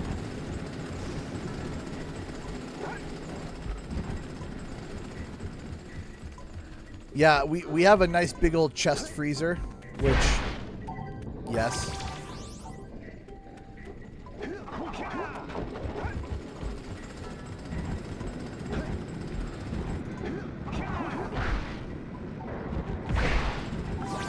Go.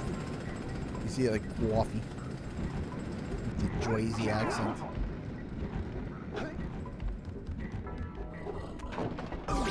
Oh, come on. I hate this stage. I hate this area. I hate it. I hate it. I hate it. I hate it. I hate it. I hate it. I hate it. Walk is like walk. You need to walk over there.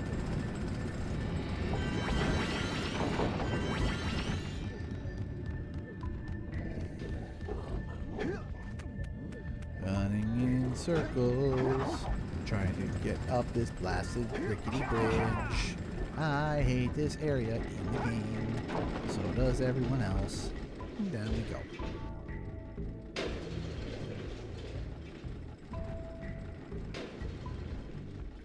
It's from too many trips in Boston. You've been hanging out with your friends too much in Boston.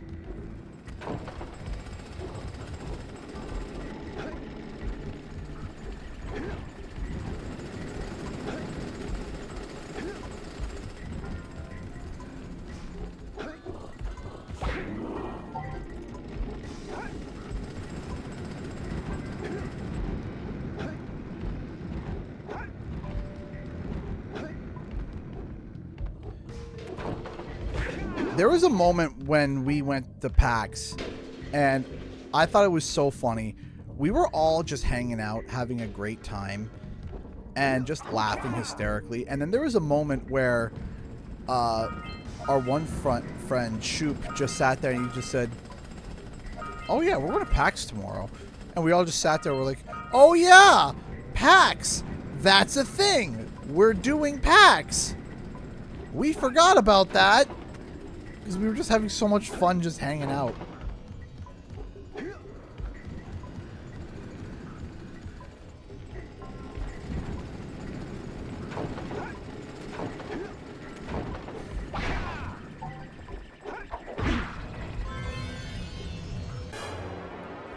Bing!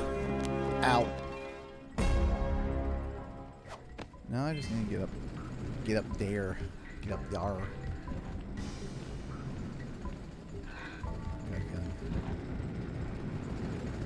How long did not pack on that day? Oh yeah, that's right. We were at the arcade, eh?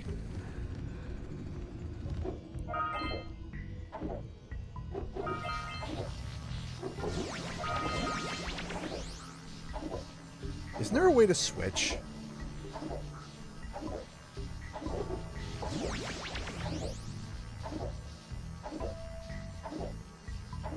I thought there was a way that you could push a button and it like...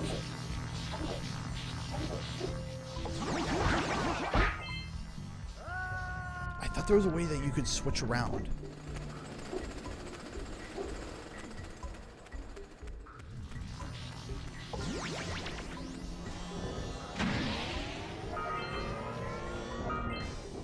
Well.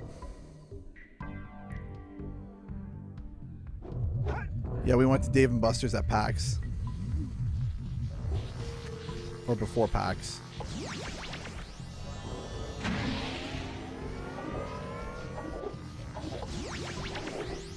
And there was a photo that was taken of me that I gotta see if I can find it. But it is the most Eggman photo.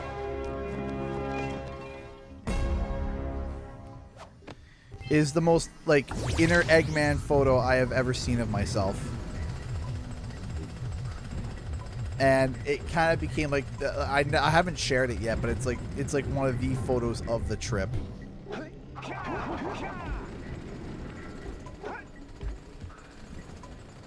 It was this giant life-size hungry hippo where you sat down where you sit down on like you're like literally like sitting on top of the hippo and you're pushing down on the lever and you're grabbing like the orbs or the thing of Dragon Daxter, the balls, and you're getting points, right? And the way that the lighting hit and the way I was seated, I looked like a maniacal crazy person. And Katie got the photo of me, and it was pretty legendary. I have to admit, I'm not one that likes to talk about my own photos. It was pretty awesome. It was like,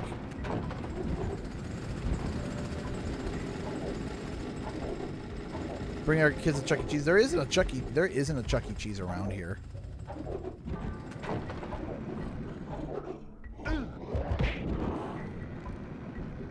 Hey Sean, how's it going?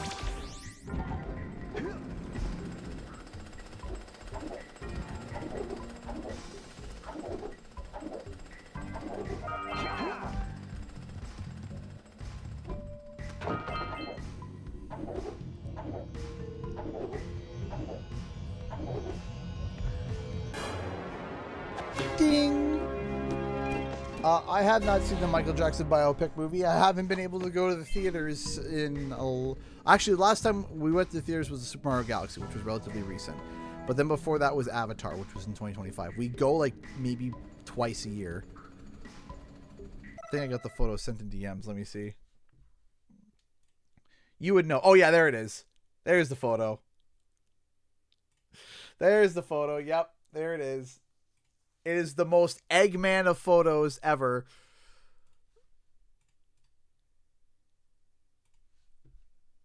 We were even playing at that point.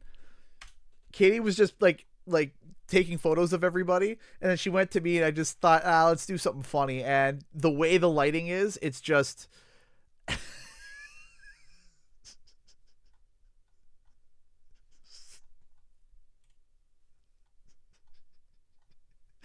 it is the most Eggman energy for a photo quite possibly ever.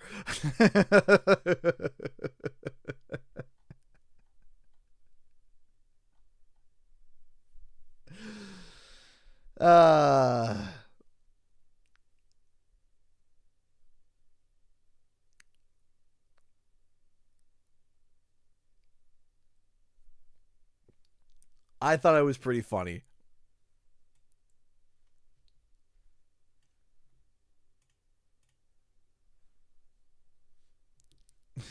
That photo is legendary. An Eggman cosplay. It's been always a thing that I say every year. Like, I gotta cosplay as Eggman.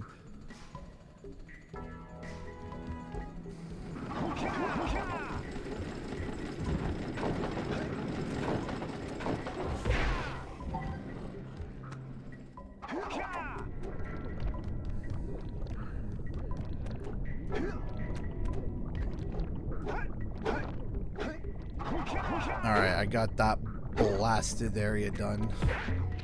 Spiders! Ah! Why is there always spiders?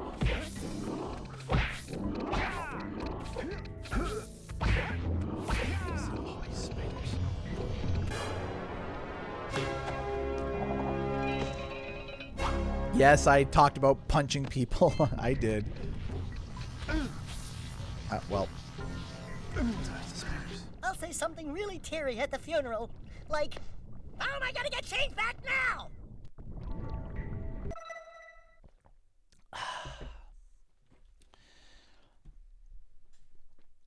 You know what?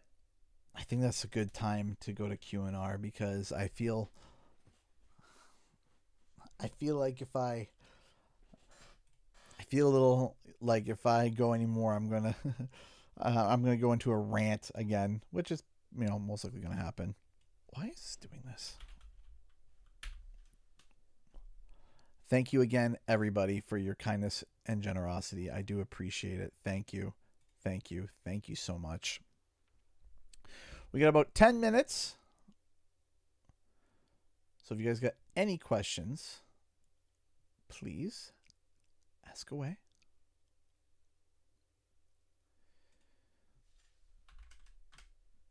One second here.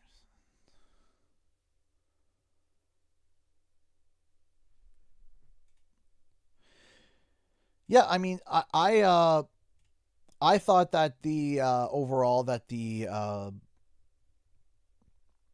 I thought overall that I enjoyed the tier list video. It was something different. I am going to have to see if people want me to do more of that. I'm going to have to see if more people want me to do it. And see how it performs. It's underperforming right now, and I know it's underperforming, and I know why at the moment, because it's 36 minutes long, and people that see it at first are like, oh, that's a cool looking video. Oh, it's 36 minutes. I'll have to watch that later, right? So, and I'm okay with that. I'm fine with that. And I'm going to be waiting to see how it goes.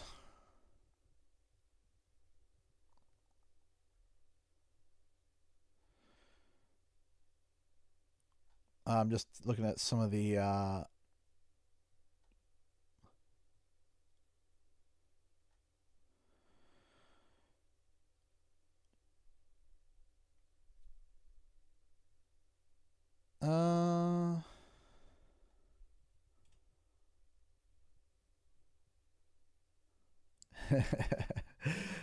someone made a really funny comment. Hold on. Hold on. Since I went early, let's look at some comments for the most recent video. So far, I like reading. I like doing the reading comments for the most latest videos, because sometimes they're diluted, sometimes they're funny, sometimes they're kind of crazy. Let me see that.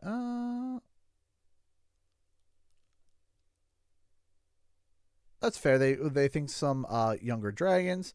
Tessa's a fox, not a cat, my dude. Okay, fine. She's a fox. It's closer to a fawn. All right. Tessa looks like a cat. Does that this?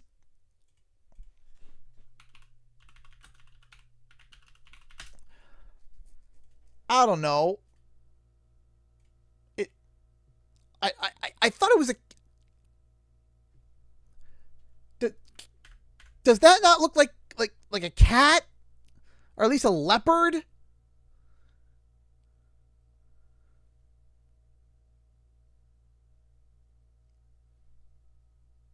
Like, is that not look like a cat? I don't know. Does anyone not think that looks like a cat? I thought, foxes have more of a whoop,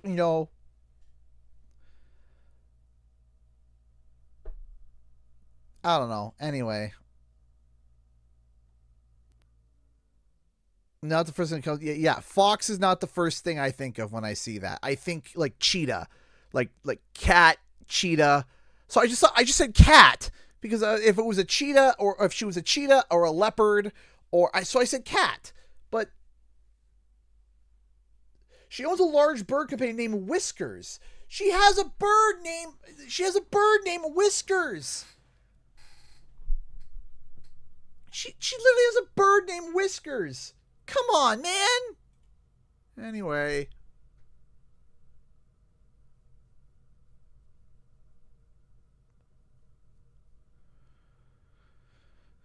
Yep. Crush and Gulp are, for some reason, still alive in the bonus scrapbook thing you get for getting all the skill points of Spyro 2. It doesn't really make sense, but it is there. Death is a strange topic in the Spyro universe. I do agree that they don't really need to come back, though. Yeah, they don't need to come back. Let's see here.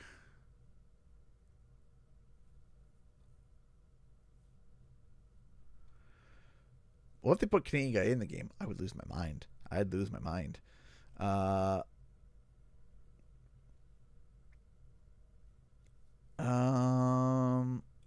If Okay, yeah, so if Ignitus came back for Spyro 4 and redesigned the fifth Ignited style, I would like to see him for not just a mentor / tutor to Spyro, but also father figure to take care and raise Spyro, because he's kind of that role. I don't know.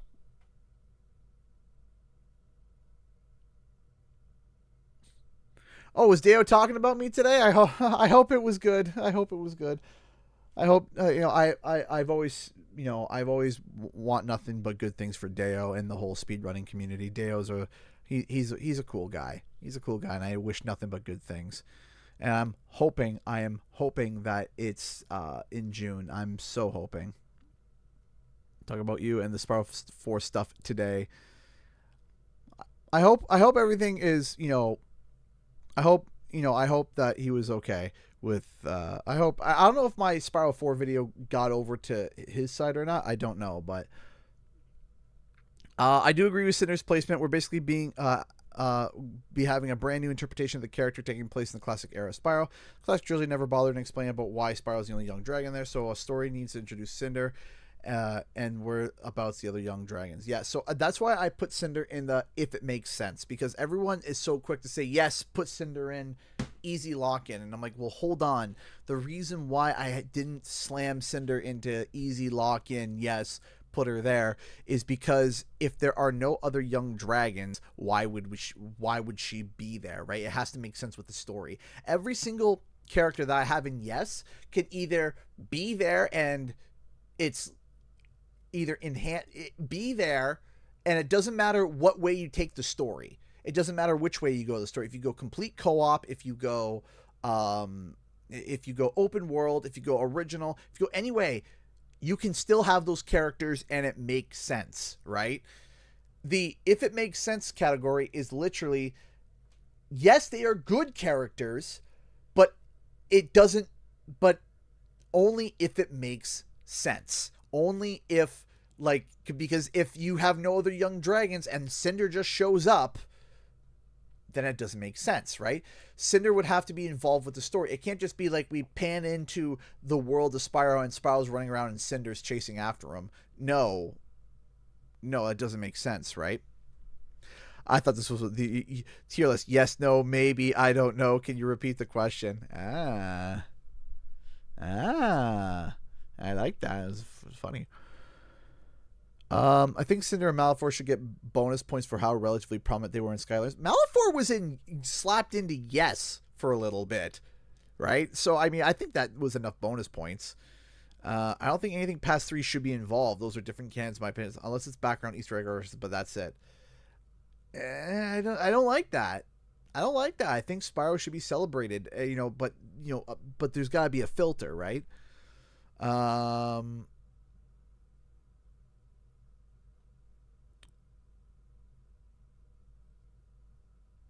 So, okay, so, all right. So here's my problem. Here's my problem with Flame, okay? Here's my other issue with Flame. My other issue with Flame is that he is just Red Spyro. So in order to be able to introduce Flame and for people to say, hey, let's redesign him, he's going to become an entirely different character, right? Because it's just big nose Red Spyro. That's literally it. And he didn't have much of a character prominence in A Hero's Tale. There wasn't a lot there. And you could say the same for Ember, but Ember has a cute design. Ember has an adorable design that you can extrapolate off of and build off of. Flame doesn't even have that. So he doesn't have a personality that you can build off of. He doesn't have a good design. So what do you have? You can make the Red Dragon anybody, right? Maybe have him as a skin for Spyro. Maybe. Like, that wouldn't be, maybe go that far. If you're having skins, do a red Spyro skin and call it Flame. Sure, but it's just Red Spyro. So he has no personality, no grounds in story, and not a cool design, right? Ember doesn't have has a very mild, Amy-like personality, doesn't have many lines, but it has a cute design. Okay, you can build off of that, and you can extrapolate, and you can build off of that, do more with it, and still refer back to Ember, be like, hey, this is Ember, and people would be accepting of that.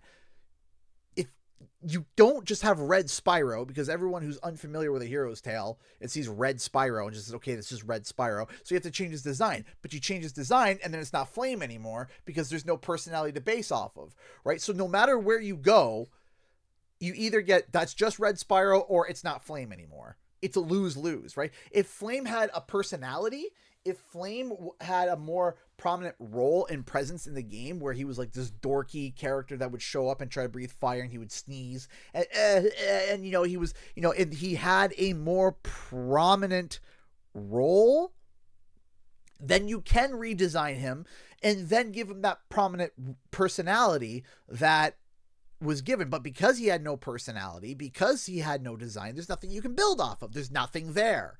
So no, that's why I put Flame in no, right? You could do a red Spyro and call it that. Done.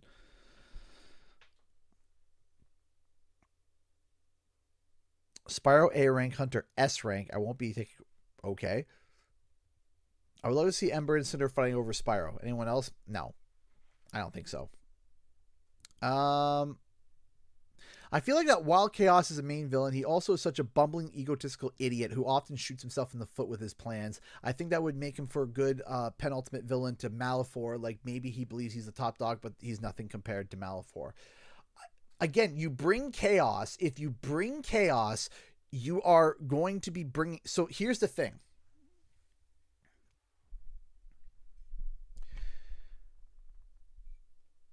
Games are driven by your antagonist, your protagonist, and your plot. Okay? Those are your three, right? Those are your three things, okay? You can build things around that to lift the plot up and your characters up and down and create character building, right? And again, in Spyro, there's not a lot. But the thing is that those three factors, your main character, your protagonist, your antagonist, and your plot. Those are your three driving forces. For those three pillars, you cannot make one of those three main pillars Skylanders. You can't. You just can't. Because if you do that, you are now going to be bringing in a whole slew of people that are going to immediately turn and say, not interested. Way too many people are going to say, not interested. You can't make the pillars Skylanders. Now, can you introduce side characters that support the protagonist as Skylanders? Yes, you absolutely can. Can you do world building with Skylanders included? Yes, you absolutely can. You can do that. But when you come to your protagonist, antagonist, and your plot, you cannot involve Skylanders. You gotta be careful with Legend. You gotta be careful. You gotta be careful with Legend of Spyro as well, right? Legend of Spyro is close enough to the original where you could have... So obviously your protagonist is Spyro. So you're not changing that. Your protagonist is Spyro. Okay? So now your question is, what's your plot and what's your antagonist? You make the antagonist Chaos. Doesn't work. It won't work. It won't work because people are just going to turn around and say it's a Skylanders game. And then that's going to turn a lot of people off. And they don't want to play it. Even though there's Skylander fans are like, oh, I would still play it and I would still love it. Absolutely. I'm not saying there wouldn't be people that would play it. But I'm saying that having Chaos involved as the main character, unless they did a entire boot, but then if you do a full reboot of Chaos, you're kind of doing a disservice to the original character. Because the original character was hilarious, right? And he was well designed. But it's tied to Skylanders, right? Like, tied down. So, in my opinion, if you have Chaos either as an Easter egg, maybe a side quest where, you know, you have to help an evil villain and you find out it's Chaos and it's just a side quest. Sure, maybe. But that's still kind of like an Easter egg territory. But in terms of main plot, no, Chaos can't be involved. The three main pillars have to be Spyro. Its plot has to either be completely different from the original trilogy, or at least based in the original trilogy. And it could tap dance into Legend of Spyro, but just draw from it, right? And that's it. And then the antagonist is going to be a big deciding factor. And the antagonist is either going to be a comeback character, which I don't think it will, or it's going to be a brand new character, or it's going to be or like I said, Malefor could come back as a big baddie later on. I don't think he's going to be the bad guy for Spyro 4. I don't think so. So, yeah. I think Bianca should come back. Fair enough. I don't mind Bianca coming back, but Hunter has to be there. If Hunter's there, then Bianca can be there. But I also don't want her just to be there and be like, hi, I'm Hunter's girlfriend. Like, don't introduce the character just for them to stand there and do nothing. Right? Have some sort of involvement with them. Even if it's so like... Even if, like, let's say we go back to my Spyro 4 pitch, which has a lot of restoring the home world, right? Like, restoration. Alora could operate that. Alora could be like, help me restore the home world. Okay, there's something there, right? Even if at the end of the day, when you bring it down to nuts and bolts, you're just talking with her, bringing her a collectible, and she restores the home world. Sure, whatever, all right? But have her do something. I say that again with Bianca. Have Bianca do something. Have her give quests. Have her do something. Don't have her just stand there and be like, I'm Bianca. I'm here for fanfare. You remember me? No, I don't want that. Let's see here.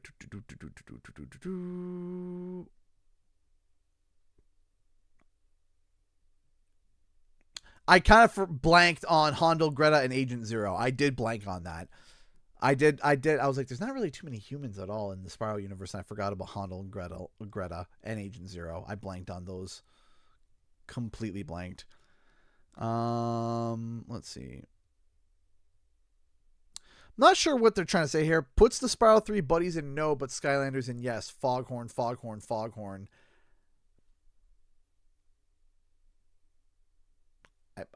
I think they're trying to say, like, you know, stupid, even though I explained it. I don't understand why that's stupid. Because if the side characters show up, what are they going to do? The point... Okay. I'm going to say this, and then we're going to go to Q&R because I've ranted long enough. Here's my problem, okay? Here, I'll go to full screen now. Here's my problem with this idea. Let's bring the side characters back. Okay, so let me ask you a question. What was the side characters' purpose? What was their purpose? Their purpose was to be playable characters alternatively to Spyro. That was their purpose. Okay? That was why they were brought in. Okay? So, are they going to be playable in that game? Should they be playable? I think you're losing an opportunity there to be able to do something interesting. If you turn around and say, hey, let's do playable Sergeant Bird and Sheila. Okay, well then what about Bentley? Or what about Agent 9? Right? Are we just going to do Sheila and then by the time you make them all playable, you have too many playable characters now? Okay, so you introduce them as plot characters. What are they going to do? What are they going to do? Right? And I love these characters. I love Sergeant Bird. I love I love every single one of the side characters. This is coming from someone I love the side characters.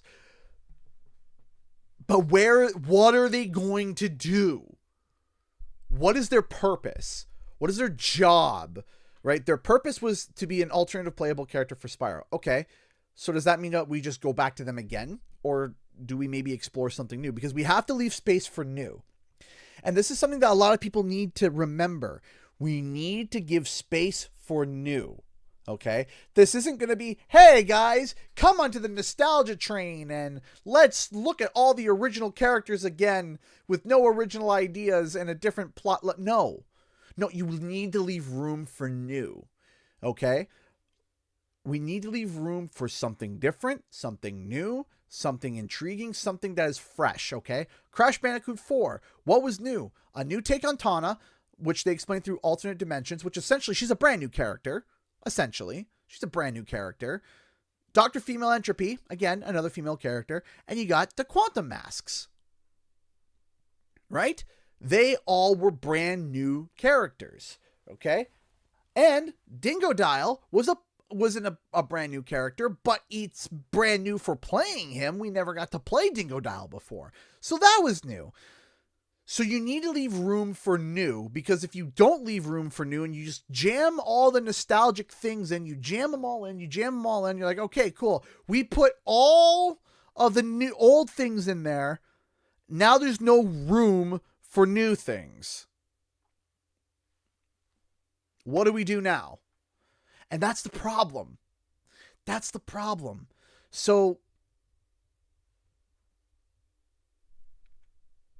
what, and in terms of Skylanders, what were they? Well, they were playable, sure, but there was a whole world. There were NPCs. There were NPCs of Skylanders everywhere. There wasn't just one Gill Grunt. There were Gillmen, right? There was an army. There was a small, there was like platoons of them.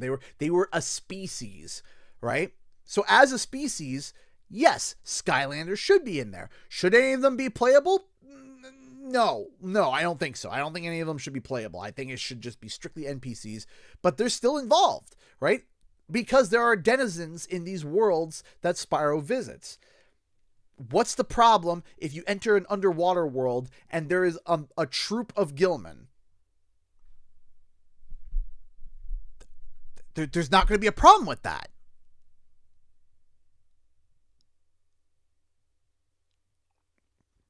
Okay. And Blink, listen, no defense for Blink. I don't know. No. The only time I want to see, if Blink shows up, I want there to be a mini game, okay? That's whack-a-mole styled, okay? That Spyro can play, where once in a while Blink will pop up, okay? And I would take that hammer and smash Blink over the head so many times, okay, until red jelly came out, okay? I don't like Blink. I don't like Blink, period. I don't like the way he controls. I don't even like the voice acting, which is wild because I like the voice actor, don't like the voice direction. I don't like the missions. I don't like the design. I don't like Blink, period. Absolutely not. No Blink. Yeah, there we go. There you go. I swear, is this a meme? I swear I've seen this meme before.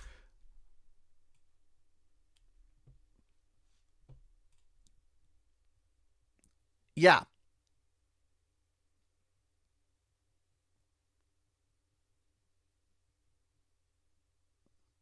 Yeah, absolutely. No, I do not like Blink. I am not a fan of Blink at all. No way. Yeah, and I like Tara Strong. Or Tara Strong. I'll say Tara. I like Tara Strong. It's not like I don't mind. It's not like, oh, I hate her voice. No, I like her. Just, it didn't work for some reason. And I do not like Blink. Every single time I would play a Hero's Tale and I had to do a Blink level, I think that we might have me on recording and I might be wrong, so I might be misremembering. But I remember at one point where I said no, because whenever I do a playthrough of a game, I always try to do a tertiary 100% run. Like if I come up to a mission, I find it okay, I do an extra search, and typically when I do that, I'm able to get close to 70 to 75% of a game finished on my first playthrough. There was a point where I just said no. I saw the Blink mission and I was like, do I have to do it? No, I'm not doing it. I don't like Blink. Nope, don't like Blink. Blink could get its own category, okay? The only reason why I want to see Blink is if there's a mini game of their whack-a-mole and Blink pokes his head up as an Easter egg so that I can just absolutely just pound his head in. I don't want to see Blink. If Blink shows up, I will make it a joke, a meme on the channel, okay, about it. Okay, if he shows up in Spyro 4, I will make it a thing. I will make it a thing that he's my number one nemesis. I will make it a thing. Do not like Blink. If Blink was simply an NPC that you just see in the background but don't interact with, no mini games at all, what would your thoughts be? I would be upset because I would like to see him get punted into the sun. So for his sheer presence and arrogance of showing up in my Spyro 4 that I have been talking about for years, and if Blink shows up and does absolutely nothing, I want to punt him into the sun. Okay? No. No. I don't want him fixed. Hi. Have I joined? I was literally about to wrap up. Rants? Yes. Okay. I'm just saying how much I hate Blink. It's a character from Spyro. Oh, he needs to blink. Yeah, you just. Does he ever? Yeah, I'm not sure. Why is it big? Huh? What is? Why is it big? What do you mean? What is? Oh, I zoomed in so we can. Oh, good. I thought I was having a stroke. No, I was like, no burnt. My migraine's getting worse. Help. No burnt toast this time. That's one of the auras when it zooms in. Yep. So. Hi, everybody. How's it going? It's going. It's going. It's going. Is this you calling me to go to bed? No, I'm just coming to poke you. I actually finally got kids to bed. Nice. Ah. It's okay. Okay. What beef you got with Blink? All of it. Ground beef. The whole cow. The whole It's cow. expensive. Hi, Caroline. Blink slander 10 out of 10. I see Sanderson book. Yes, you do. Yes, she's joined the cult. Where's my stool? Sir, where's What? my stool? I don't know where your stool is. You think I keep track of these things? It's my sitting stool. It's your stool. Yes, this is Excuse me. This is my soapbox. your soapbox. Join the cult with me. It's amazing. The more people I get to drag into the Cosmere, the better. Because I must talk about it. Read the books. For those who don't know, this is Mistborn. Yes, This is book that's 2, The Well of Ascension. Yes, I got him doing. Just to let you know, I'll say something, no spoilers. I got to the point where now on, let me just word this slowly so there's no spoilers. Elend is going up there and told them, I'm sorry, there was a plan. I haven't talked to you yet, but it involves you and it doesn't change anything between us. And he joined and became a member of the Survivor. Yep. I'm part of the way through there. Yep. You're in it. What? You're in it. It's gonna get good. So. No, I need to finish the Oh, I thought you said simulation. The Cimmerillion. I mean, close enough. Why are you in the Matrix? So, but yes, Yeah. this is, and again, this is getting turned into a movie. So, a lot of, I do like it. I think it's really cool. The magic in this, imagine Magneto, You're not wrong. like, but more complicated. And also violent. And more Sorry, violent. It's really violent. So you know Magneto from X-Men, but imagine that there are a bunch of Magnetos, and then there are rare Magnetos that have multiple powers. Also train spikes. We don't need to talk about train spikes. We don't need to talk about that. It's good. Point is that yes, if you like people being able to move metal things with their mind and do other things with metal, that's and great twists and turns. That's violent. Read the book. It's a Magneto with rules. There's a lot of rules to it. It's like so you can just do things. Yeah, kind of. Explain the rules. just gotta get good. Yeah, so... Also, show the printed bookmark you did. But then I lose my space. Opened a book. Yes, I made a bookmark for her, too. It's from the Stormlight Archives. The Way of King. The Way Life Before Death. It's really good. Journey Before Destination. All right. It's a war book. It's not a girly book, but it is a girly book, though. It's the perspective of a girl for most of the time, but it's like... Not. Callum's not a No. girl. I'm saying for Mistborn. Oh, yeah. Mistborn, it's not a girly book in a sense. Because I read a lot of... I've read girl books in a sense of fantasy girl, and it's just like, this isn't real. What is happening? I am a teenage warrior. This actually seems like real life stuff. I mean, she is a teenage warrior, but there's explanation. With superpowers, but she doesn't know how to use the superpowers. So it's like, oh, this could actually happen. Okay. Anyway, we got to get going. It's 11:15. So we'll be back tomorrow, guys, with more stuff. Thank you all so much for watching, and we'll see you guys in the next video and our live stream. Time for the countdown. 9, 8, 7, 6, 5, 4, 3, 2, 1. Bye.